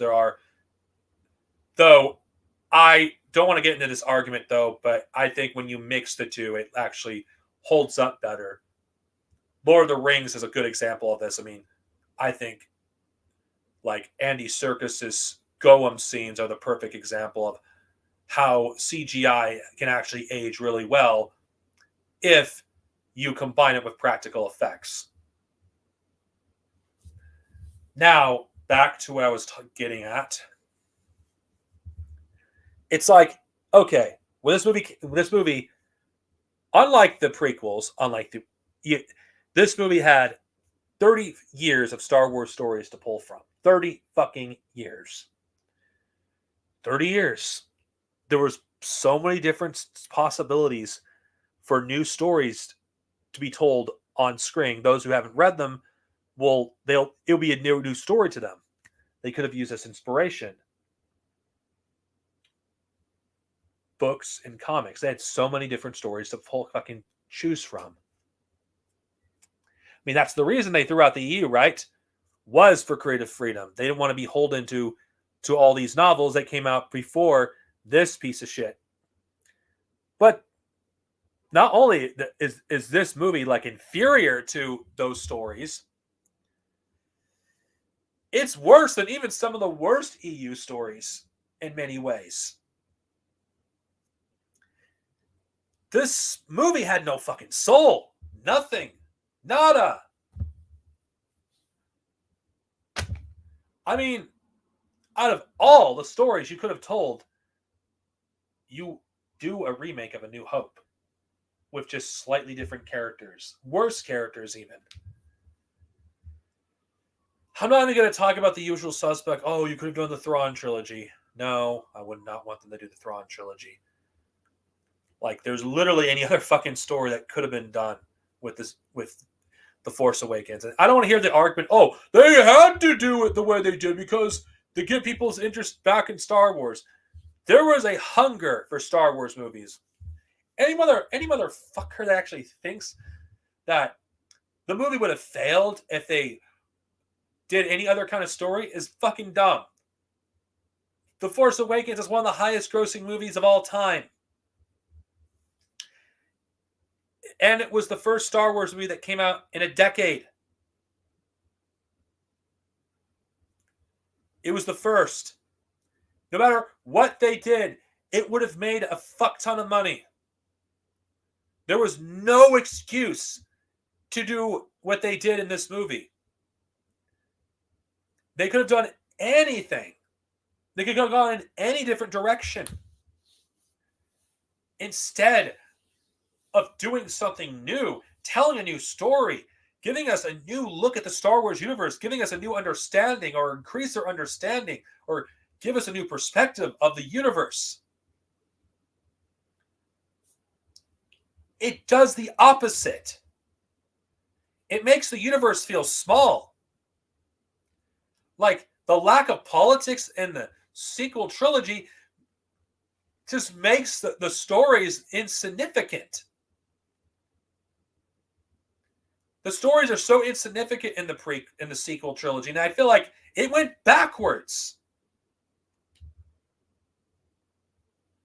The prequel trilogy enhanced the originals. I don't care what any of these stupid prequel haters who still will act like, oh, the prequel trilogy ruined the originals. You're the fucking problem. You are the reason why we have shit movies, because you'll fucking consume everything. And I said this in 2018, and I'll say it today. These same motherfuckers would watch a Star Wars movie of Jabba the Hutt having a fucking three-way with Twi'leks while he's taking a shit, and they would watch that because that's how fucking dumb they are. Because they'll consume anything. They're the kind of fans that think that everything that's made by Disney's good. The same, and of course they're also the same kind of people that are complaining about who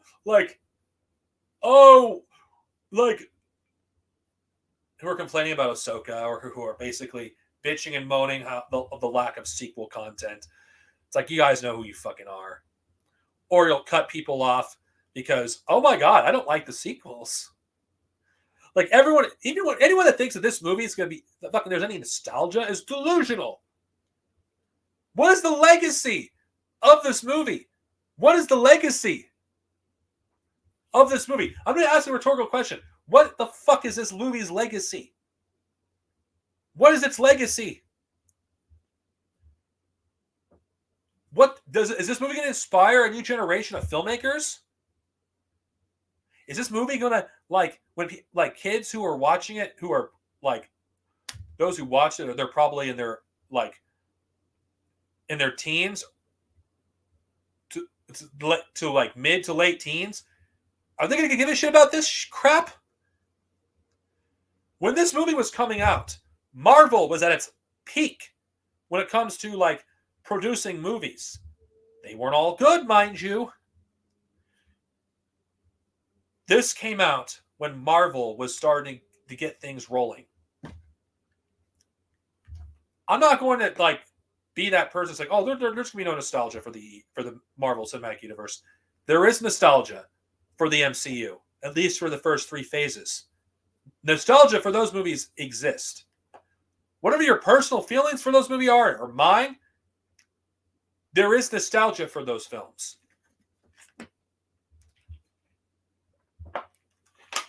The same audience that watched those movies also watched the sequel trilogy. But which movies did they go in droves more? The Star Wars sequels or the Marvel films? Just think about it.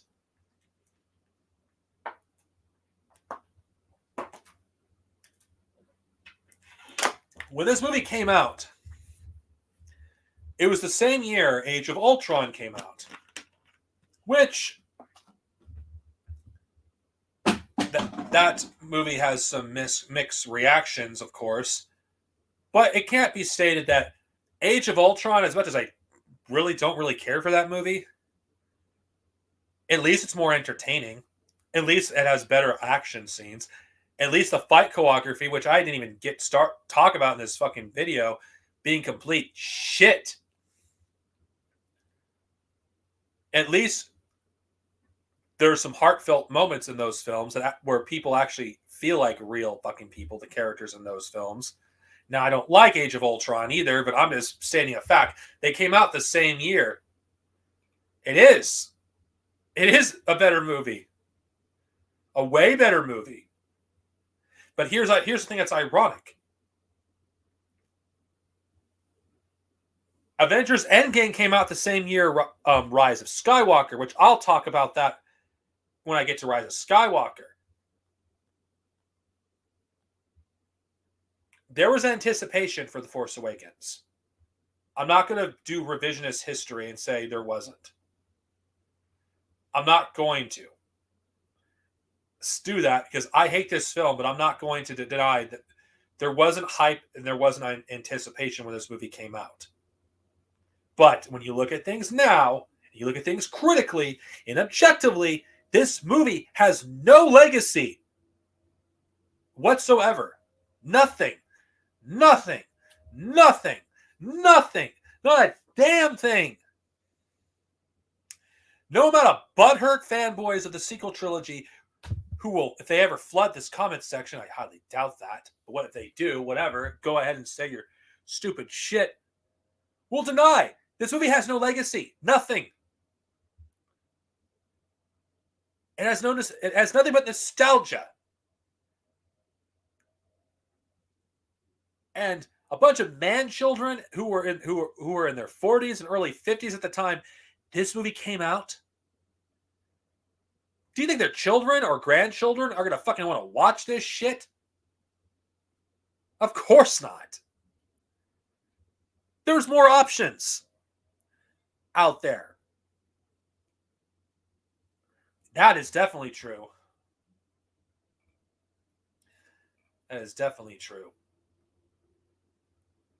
The sequel trilogy, I did not want to go back to these. But you want to know why I did it? Because I know, and don't deny it in my audience, those who watch my content, you love when I rant, you love when I rage, you love when I fucking do what I'm doing right now, because that is the Darth Synovia you want to fucking watch.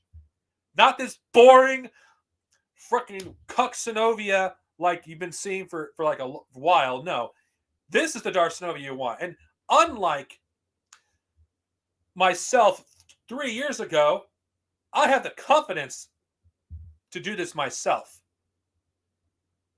Yeah, I do have to think the State of Star Wars guys don't think they're watching this, but if you are, thank you for the experience. This is not the same podcast as the State of Star Wars podcast that I did. Far from it. This is my own, and I got a chance to fully express myself how I would have done it today.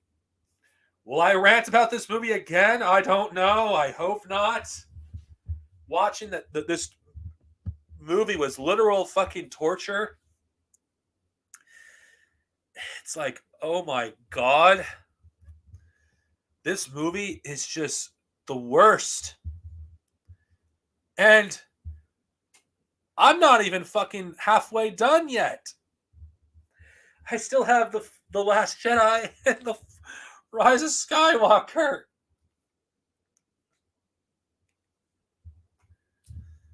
This movie. I know this rant's disorganized. I don't give a shit. None of you come here for an organized fucking rant. You come here just to hear me rant because that's what you want to fucking hear from me.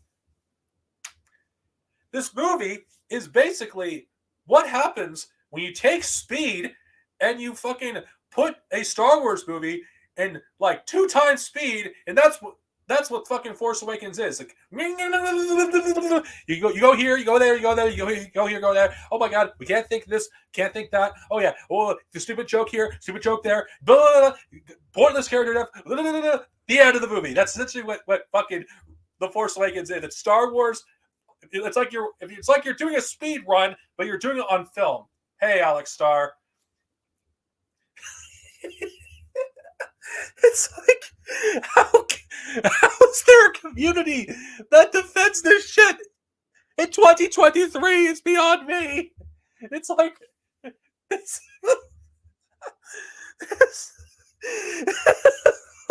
God, this movie is so fucking awful.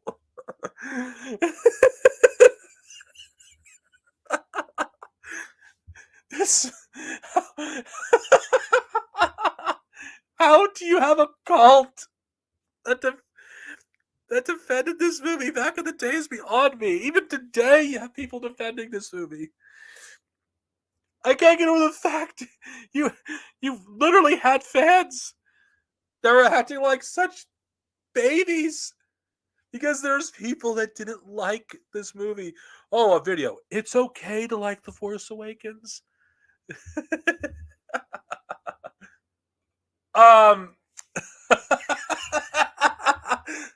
That was back in the... Honestly, maybe I'll do it, maybe not. I don't know. Do you guys really want me to do a Marxist take on the sequel?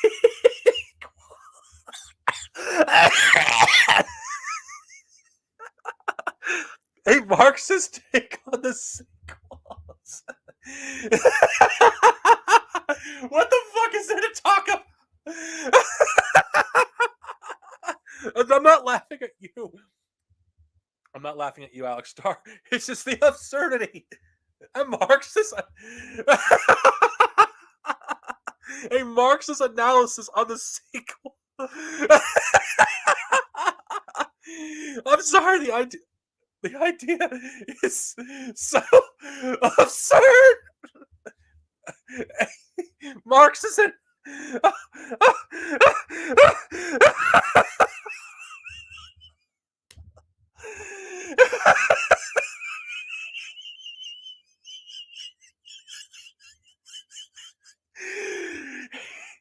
Oh God! What the fuck?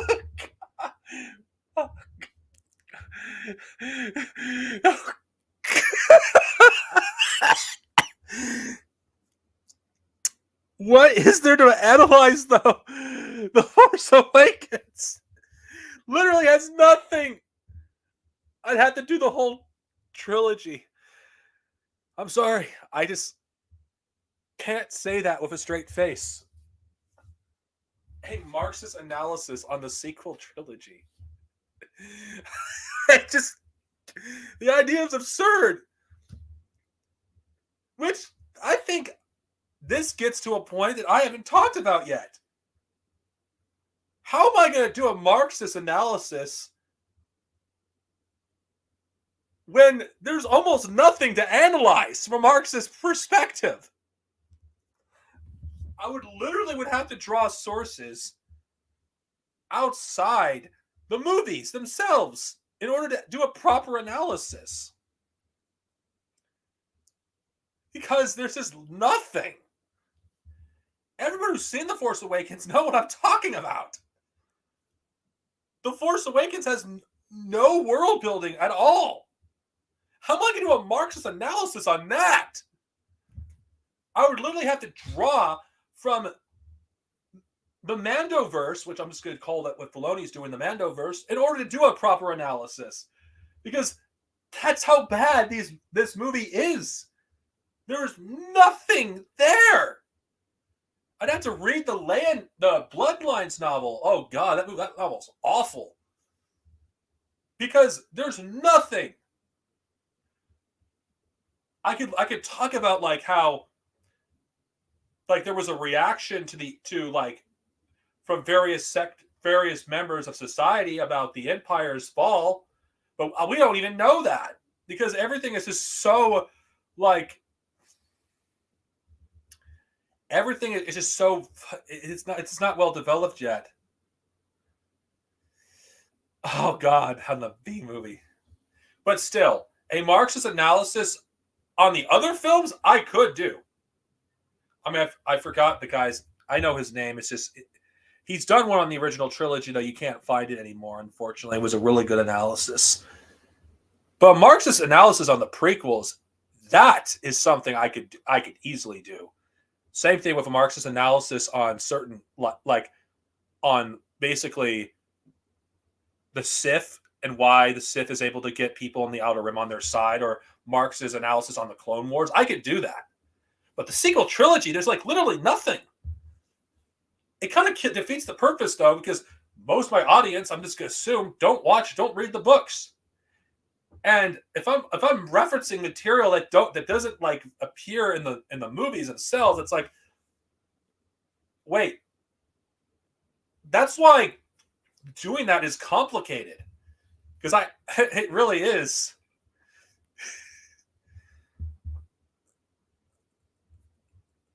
It is hilarious to do it, but there's just nothing there. There really isn't. And I'm being real though. Like The Force Awakens, the lack of world building is so apparent. It's like, wait, what?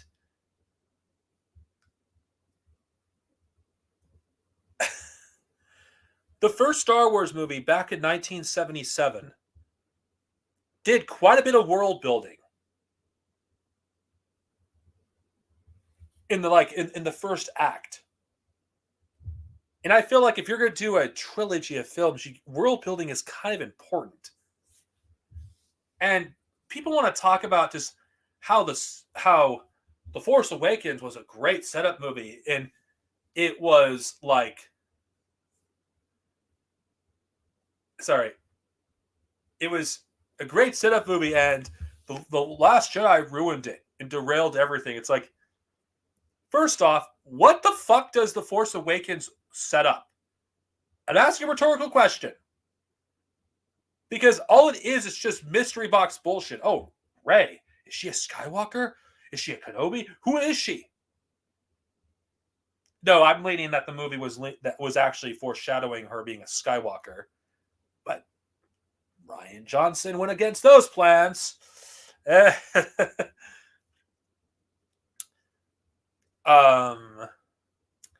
Kylo Ren, like, oh, he's basically a reverse Vader, though the movie doesn't do a good job conveying that.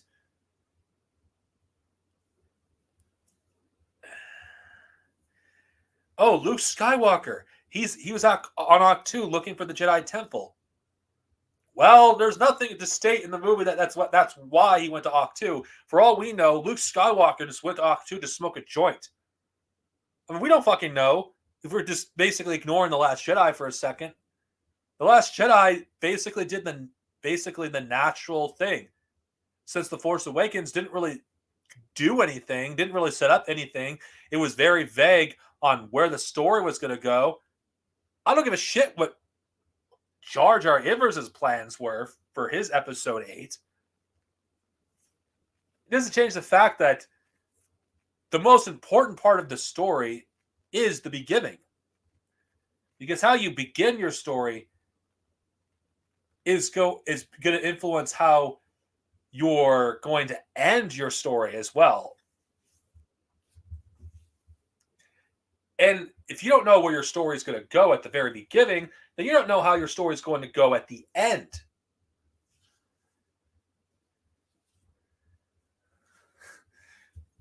Like, I think The Last Jedi, which I'll get into detail when I get to that fucking movie. I think it did its best to course correct. Because if anything, I would argue it's The Last Jedi that's the course correction film. And The Rise of Skywalker was a course correction of a course correction.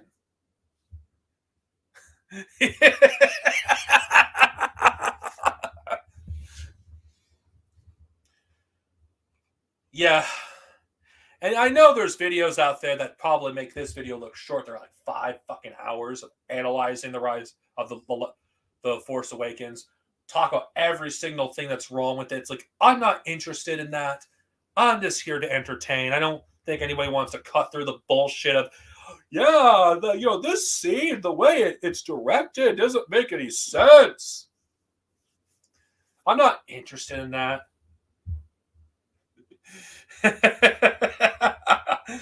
Well, I do. I just do enjoy it because it's funny.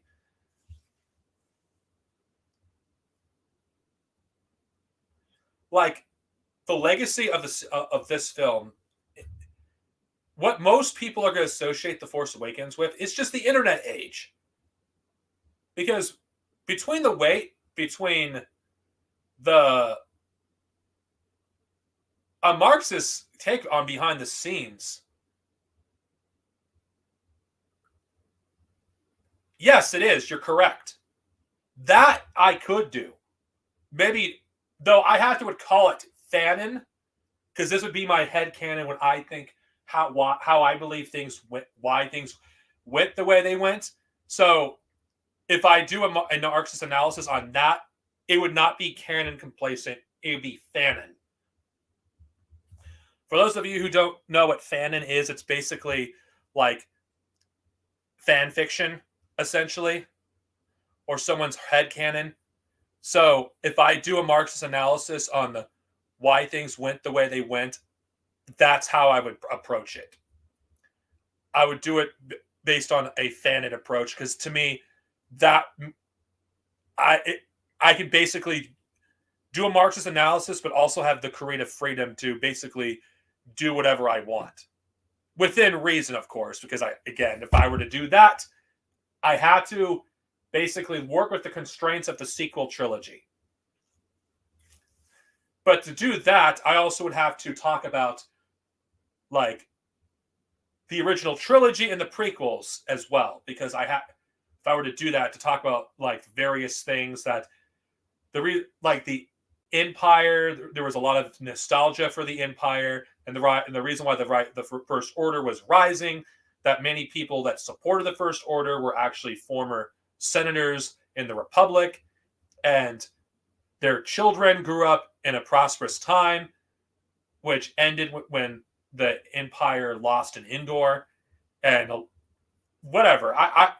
The thing is, I had to basically really think about that, because if I were to do something I have to do something entertaining but also interesting at the same time, because this is a fan fiction I'm talking about here.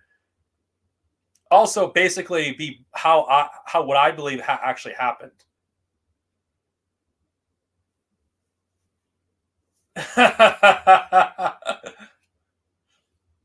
Yes, though I'm going to have to. I think I'll have to talk to my co-host Maxwell Glover about that. If you don't know Alex Starr, I have another channel called Fantifa, which I do podcast not regularly. We just started with Maxwell Glover, who's also an EU fan, who watched my videos for many years. I don't know. I can't. I'm running out of things to say because it's. I've said almost everything I could possibly say. Conclusion on The Force Awakens, because yeah, I'll just do my conclusion. The Force Awakens. I did not start hating this film when it came out.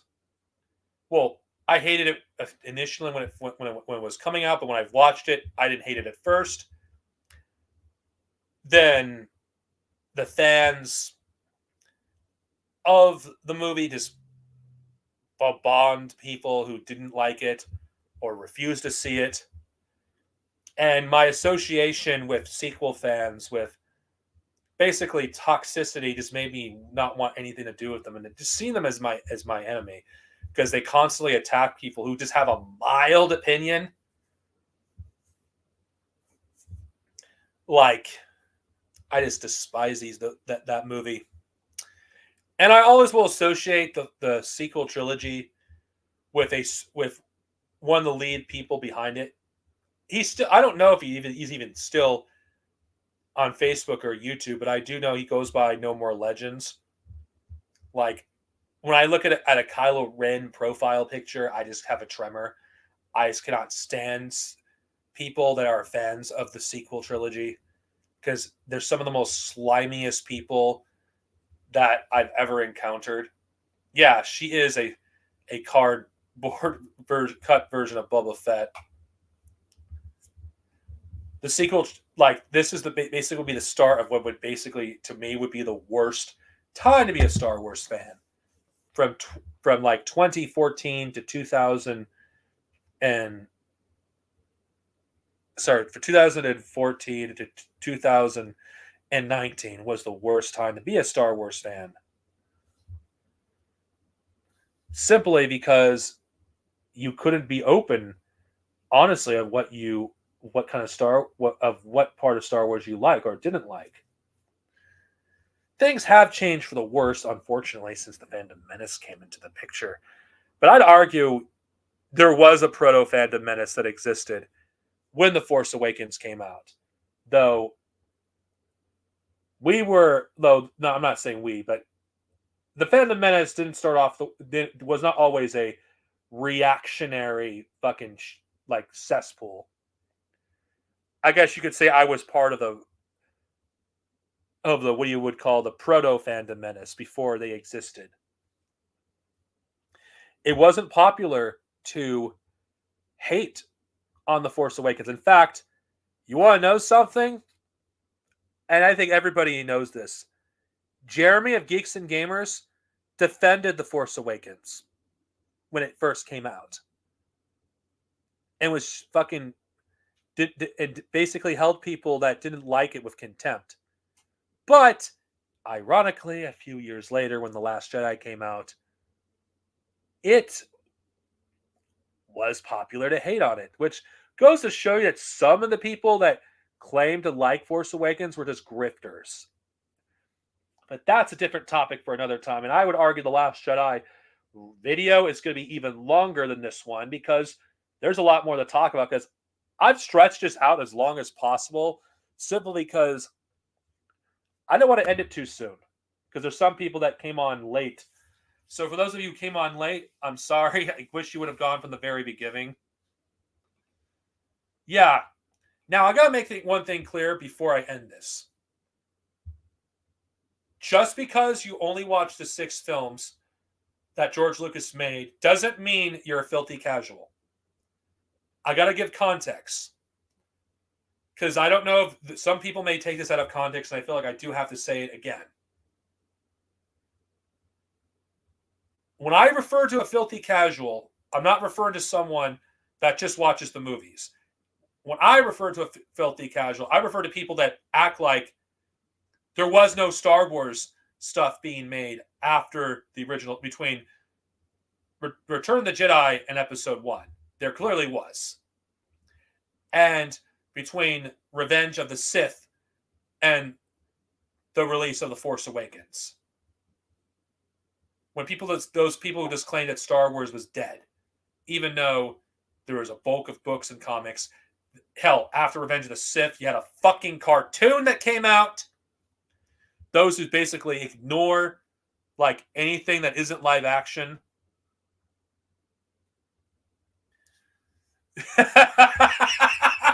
Yes. And that's the takeaway. The Force Awakens, I call it the worthless Awakens. Because you cannot ruin something that was never good. You can't. You really can't. And you know what? As much as I'm as critical as I am of Dave Filoni, I will give him credit. He did keep the fire going. Yes, I may not agree with his takes. Hell, I don't even like him spreading bullshit about the EU. But you know what? Dave Filoni at least gives a shit when it comes to making Star Wars like content. Like, none of these people that worked on this film gave a shit. And those who suddenly like got back into Star Wars because it was trendy to do so. Here's the thing. Does Hello Greedo fall into this camp? No. Why? Because Hello Greedo actually watched. He actually watched the Clone Wars. And I think if you're willing to watch the Clone Wars, at least put the effort. And he also watched Rebels. He's actually made an effort to engage of Star Wars outside of the movies. And he had some stupid fucking takes like, oh, Star Wars is finally back. But I think he's turned around. Unlike these other people who either just basically abandoned Star Wars because it was no longer trendy to fucking praise the movies. Or it's like, the movies were ruined. It's like, what the fuck? Like, he's saying people that shit on the prequel. It's like, wait, huh? The fucking Clone Wars animated series exists, you fucking idiot. There's many other stuff with Star Wars besides the fucking films, and you're fucking acting like it's ruined. The movies are a small portion of the franchise, and if you claim to be a big Star Wars fan, which this is why I call them filthy casuals, because those who pretend to be big fans but completely abandoned Star Wars when it was not fashionable to be a fan, and did the same thing again when it wasn't popular to like the new stuff. These people, like the vultures they are, will come back and do it again when inevitably when a next round of films comes out, because that's what these people are. They're fucking vultures or grifters. They don't fucking give a shit about Star Wars. They really fucking don't. And it's like, but then again, why does this fucking matter? Why does this matter talking about fucking the sequels? Why does it fucking matter? Because the sequels have done harm to Star Wars. Okay, I don't think we should go that far. There's people that follow Fantifa that don't watch anything beyond the 6 films. There's nothing wrong being a casual. Honestly, I don't even think we should even use that word in general. I think it's kind of elitist to even use the word casual. Because let's just call them fans, okay?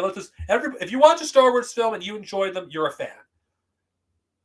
I personally think the word casual it's problematic at this stage.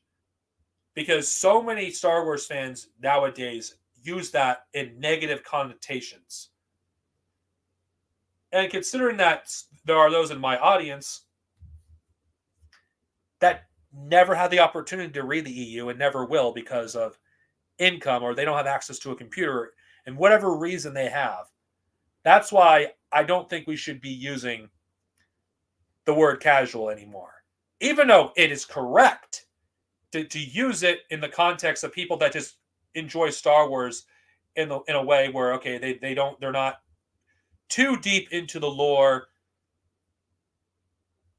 like you and I am. So yeah, I know I did it in the past. I'd be a hypocrite. I'm just saying we should retire the term casual. And I just think we should retire. Of course, this goes beyond just Star Wars. Like, because this goes to other fandoms as well.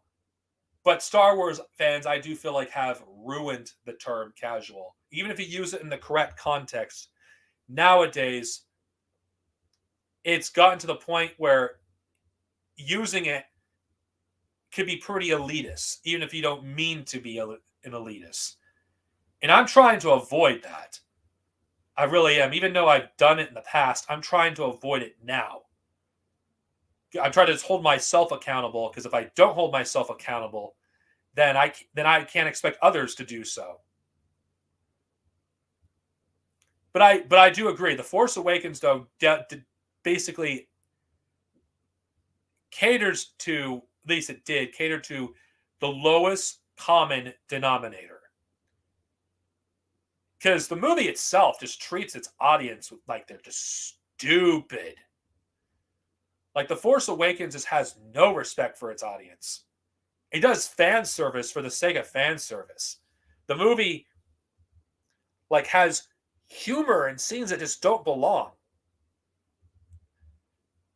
The movie, like, has, like, plot lines that just don't make any fucking sense. If you assuming you even have a fucking plot, which I argue it doesn't. The movie just doesn't add anything new to the Star Wars universe. And you have these smug people at the time claiming they were better than George Lucas, that they were, like, this was respecting the legacy of the original trilogy. And it's like, how? Like, if I don't know if any of you have watched the Star Wars films, like, marathon them. You can't do it to the prequel, to the sequels, because the sequel trilogy and the originals, it's so jarring as fuck. Imagine watching Return of the Jedi and then you just go to Force Awakens. It's jarring as fuck. Like, the tone feels off, the way the movie looks feels off. Everything about the sequel trilogy feels off. It doesn't feel like an actual continuation. It feels like this is not in the same universe as the films that came before it. It doesn't feel like a cohesive, like, continuity.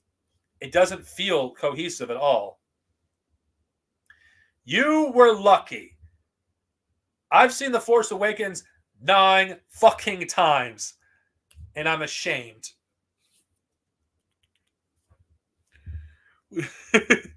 Yes, that's exactly what it is. It's a trailer for 2 fucking movies that'll come after it. I mean, just explain to me why you would settle for less. Because this movie proved that Star Wars fans are willing to settle for less. Because mind you,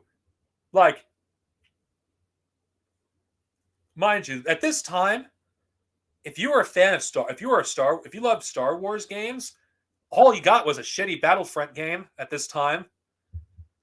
If you were a fan of the literary side of Star Wars, you had mostly mediocre books and comics.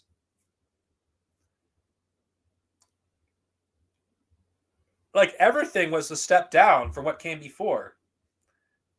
And not to mention, like, how the fuck can you go from the massive universe that we had in the prequels to such a small and insignificant, like, story? Okay, if we're going to continue the story of the original trilogy and we're progressing, things have to get bigger. The scope of the universe has to be bigger. But no, we can't actually make the stakes bigger, considering this is supposed to be the final trilogy of trilogies. We make everything so small in its scope. And like the very fact that we have another Death Star, and let's be okay. Speaking of Death Star, if we're objectively looking at the Star Wars saga, we have 4 fucking movies in the Skywalker saga that has a Death Star. Of course, Rise of Skywalker, there technically isn't a Death Star, but you might as well have those fucking laser cannons on a Star Destroyer via fucking mini Death Star laser. It's like, fuck. 4 out of the 9 movies in the Skywalker saga has a Death Star weapon.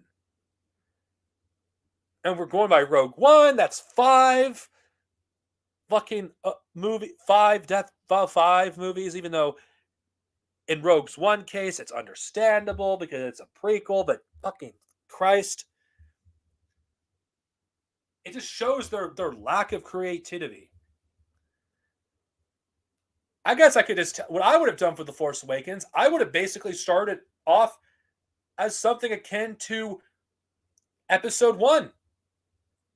And you want to, instead of having the First Order to be a separate fringe organization, I would have had the First Order be the New Republic itself.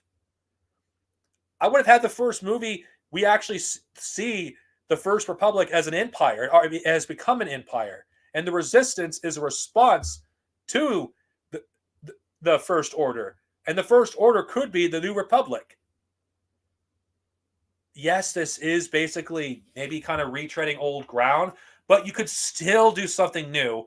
Basically, the failures of like the original trilogy cast could be because they didn't effectively defeat fascism in their lifetime. And the seeds for its return happen as a result of their failures. And hell, you want this thing even more interesting? You could have had Leia not be the leader of the Resistance, but be one of the generals of the Resistance. And you could have had one of the leaders of the Resistance, the leader actually be a non-human. You know what? My boy Admiral Akbar deserves some respect. Let's make him the leader of the Resistance in my alternate version of Force Awakens. Yeah, Admiral Akbar is the leader of the Resistance. Yeah, I'm for Admiral. I'm for Akbar supremacy. What about you? Fuck it. Akbar deserves respect. In my alternate version of Force Awakens, Akbar would be the leader of the Resistance. Fuck it. Let's make the Mon Cons like the main species that leads the Resistance. Fuck it. Let's do it. They were the first ones to resist the New Republic when it was starting to become like the Empire. Yeah, let's make them do that. Fuck it. Oh, what? Snoke? You know what? Fuck it. Let's make Snoke into like a senator who basically took over the New Republic from within, and he's currently the like head of the New Republic, which is actually the First Order. He's the Supreme Chancellor. Yes, it's retreading old ground, but you could actually have him be Palpatine's apprentice, his successor, and you took over the government from within, just like Palpatine before him. Yes, that is the biggest crime. And okay, now I'm just paraphrasing what I would have done for the sequel for the Force Awakens. Rey could have like basically be in an isolated place. I don't know what I would have done with Rey, whatever. Like, I'm explaining the things that make it more interesting. You basically have it be like the Phantom Menace to a certain extent. Yeah, have the New Republic be the fucking Empire. It makes more sense. It's believable that a fascist movement would basically reemerge within the New Republic itself. You could have had people that actually didn't join the rebellion because they had any altruistic motivations. You could have had them do it because they didn't like the Empire, because they did things that went against their interests, their financial interests. There's been reactionaries in the real world that have done the same thing. And you could have had it so the revolutionaries lost after the New Republic was established and the reactionaries won out. That's how you could basically reestablish the First Order. You know what? Fuck it. Let's have the First Order not be inspired by the Empire, but you don't have them be the Empire. I mean, what I'm just saying, I'm thinking about this shit on the spot. It's already more interesting Yes, you're retreading old ground, but you're doing something new. You don't break the original trilogy characters down in this version. You know what? I'll take it a step further. You have a new Jedi Order that still exists, but they're disbanded because Luke's, for whatever reason. Luke Skywalker is in the first movie. You have him discover Rey on Jakku. And whatever I would go with that story, I'd probably just do it through in the Last Jedi. Luke is a wandering Jedi at this point. Yeah, that's who Snoke could have been. No fucking Palpatine. Keep him fucking dead. As much as, even though I don't hate Dark Empire, I don't think that's appropriate for a story after Revenge of the Sith's been published. I'm more forgiving towards Dark Empire because it was published in a time where there was no prequel trilogy. Yes, that's why I'm saying the aliens could be the main people that lead the resistance, not humans. And you could do something different where it's the aliens that are mainly fighting against the Empire.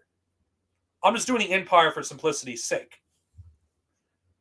Hell, you could have incorporated aspects from Jason's Solo into Ben's Solo.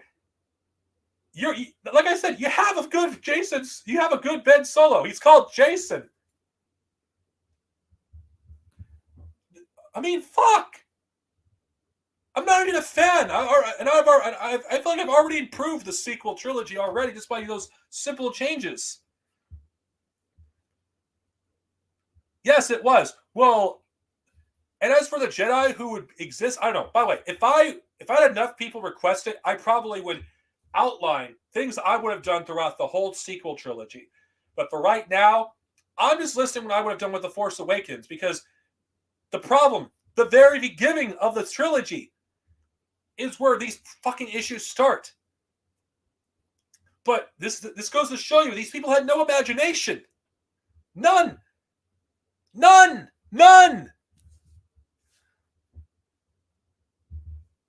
And as for what I would have done with Han, I don't know. I probably would have kept him around until The Last Jedi. And you could have basically had him die but when he tries to bring back, like, Ben Solo to the light side.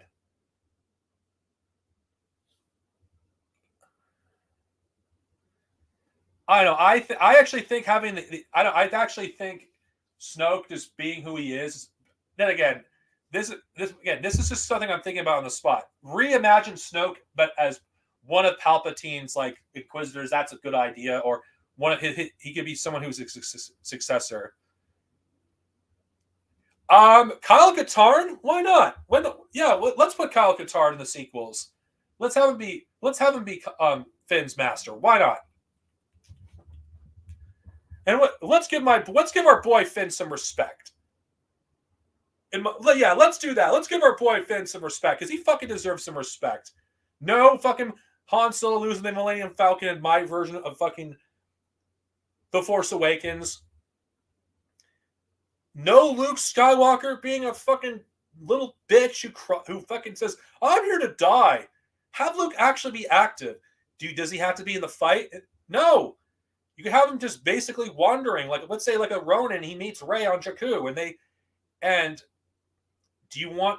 What do you make Rey his daughter or not? Fuck it, let's make her a nobody because that's more interesting. Yeah, let's just do that, and you could basically have Rey not actually meet with the Resistance until like halfway through the movie, and Luke Skywalker shows up. You don't have Luke fight in the movie at all. You have Luke be in a mentor role.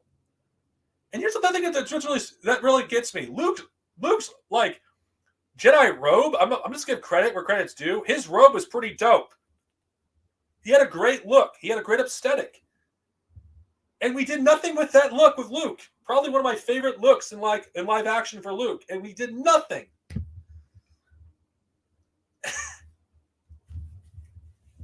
Now, I don't claim this is great or anything, but at least on the spot, though, by the way, I've actually discussed this many times throughout the years, what I would have done differently, but it's evolved because of where my politics currently lie. But forget politics. Let's just do something interesting that works in the universe.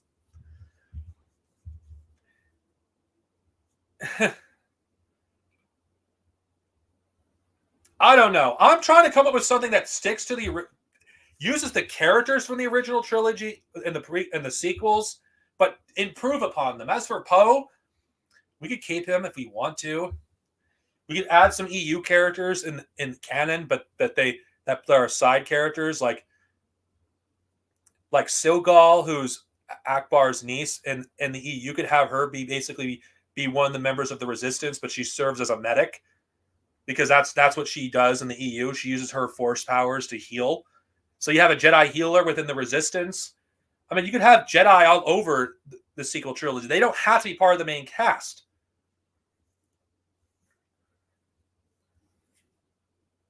I mean, there's so much you could have done, and I can't believe. Yeah. I know what I'm.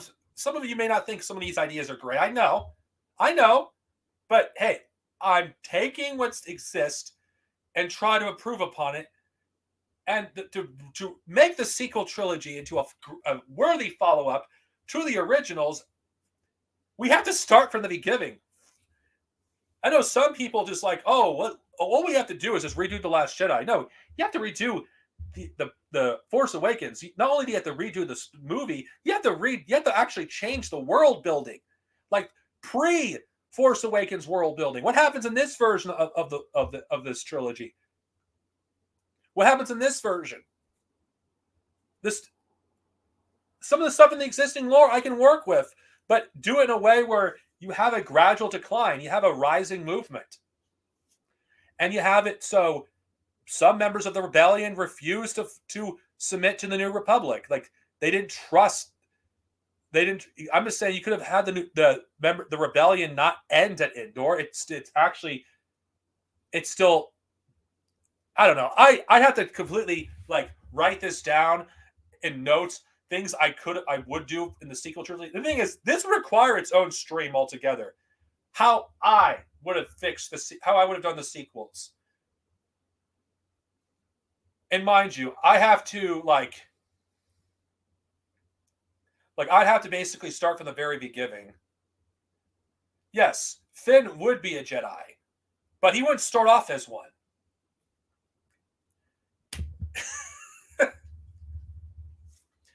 The thing is, you'd have three main characters in the sequel trilogy. You would have Finn, Rey, and Kylo Ren. Kylo Ren being the villain. And in my version, Kylo Ren would not get redeemed.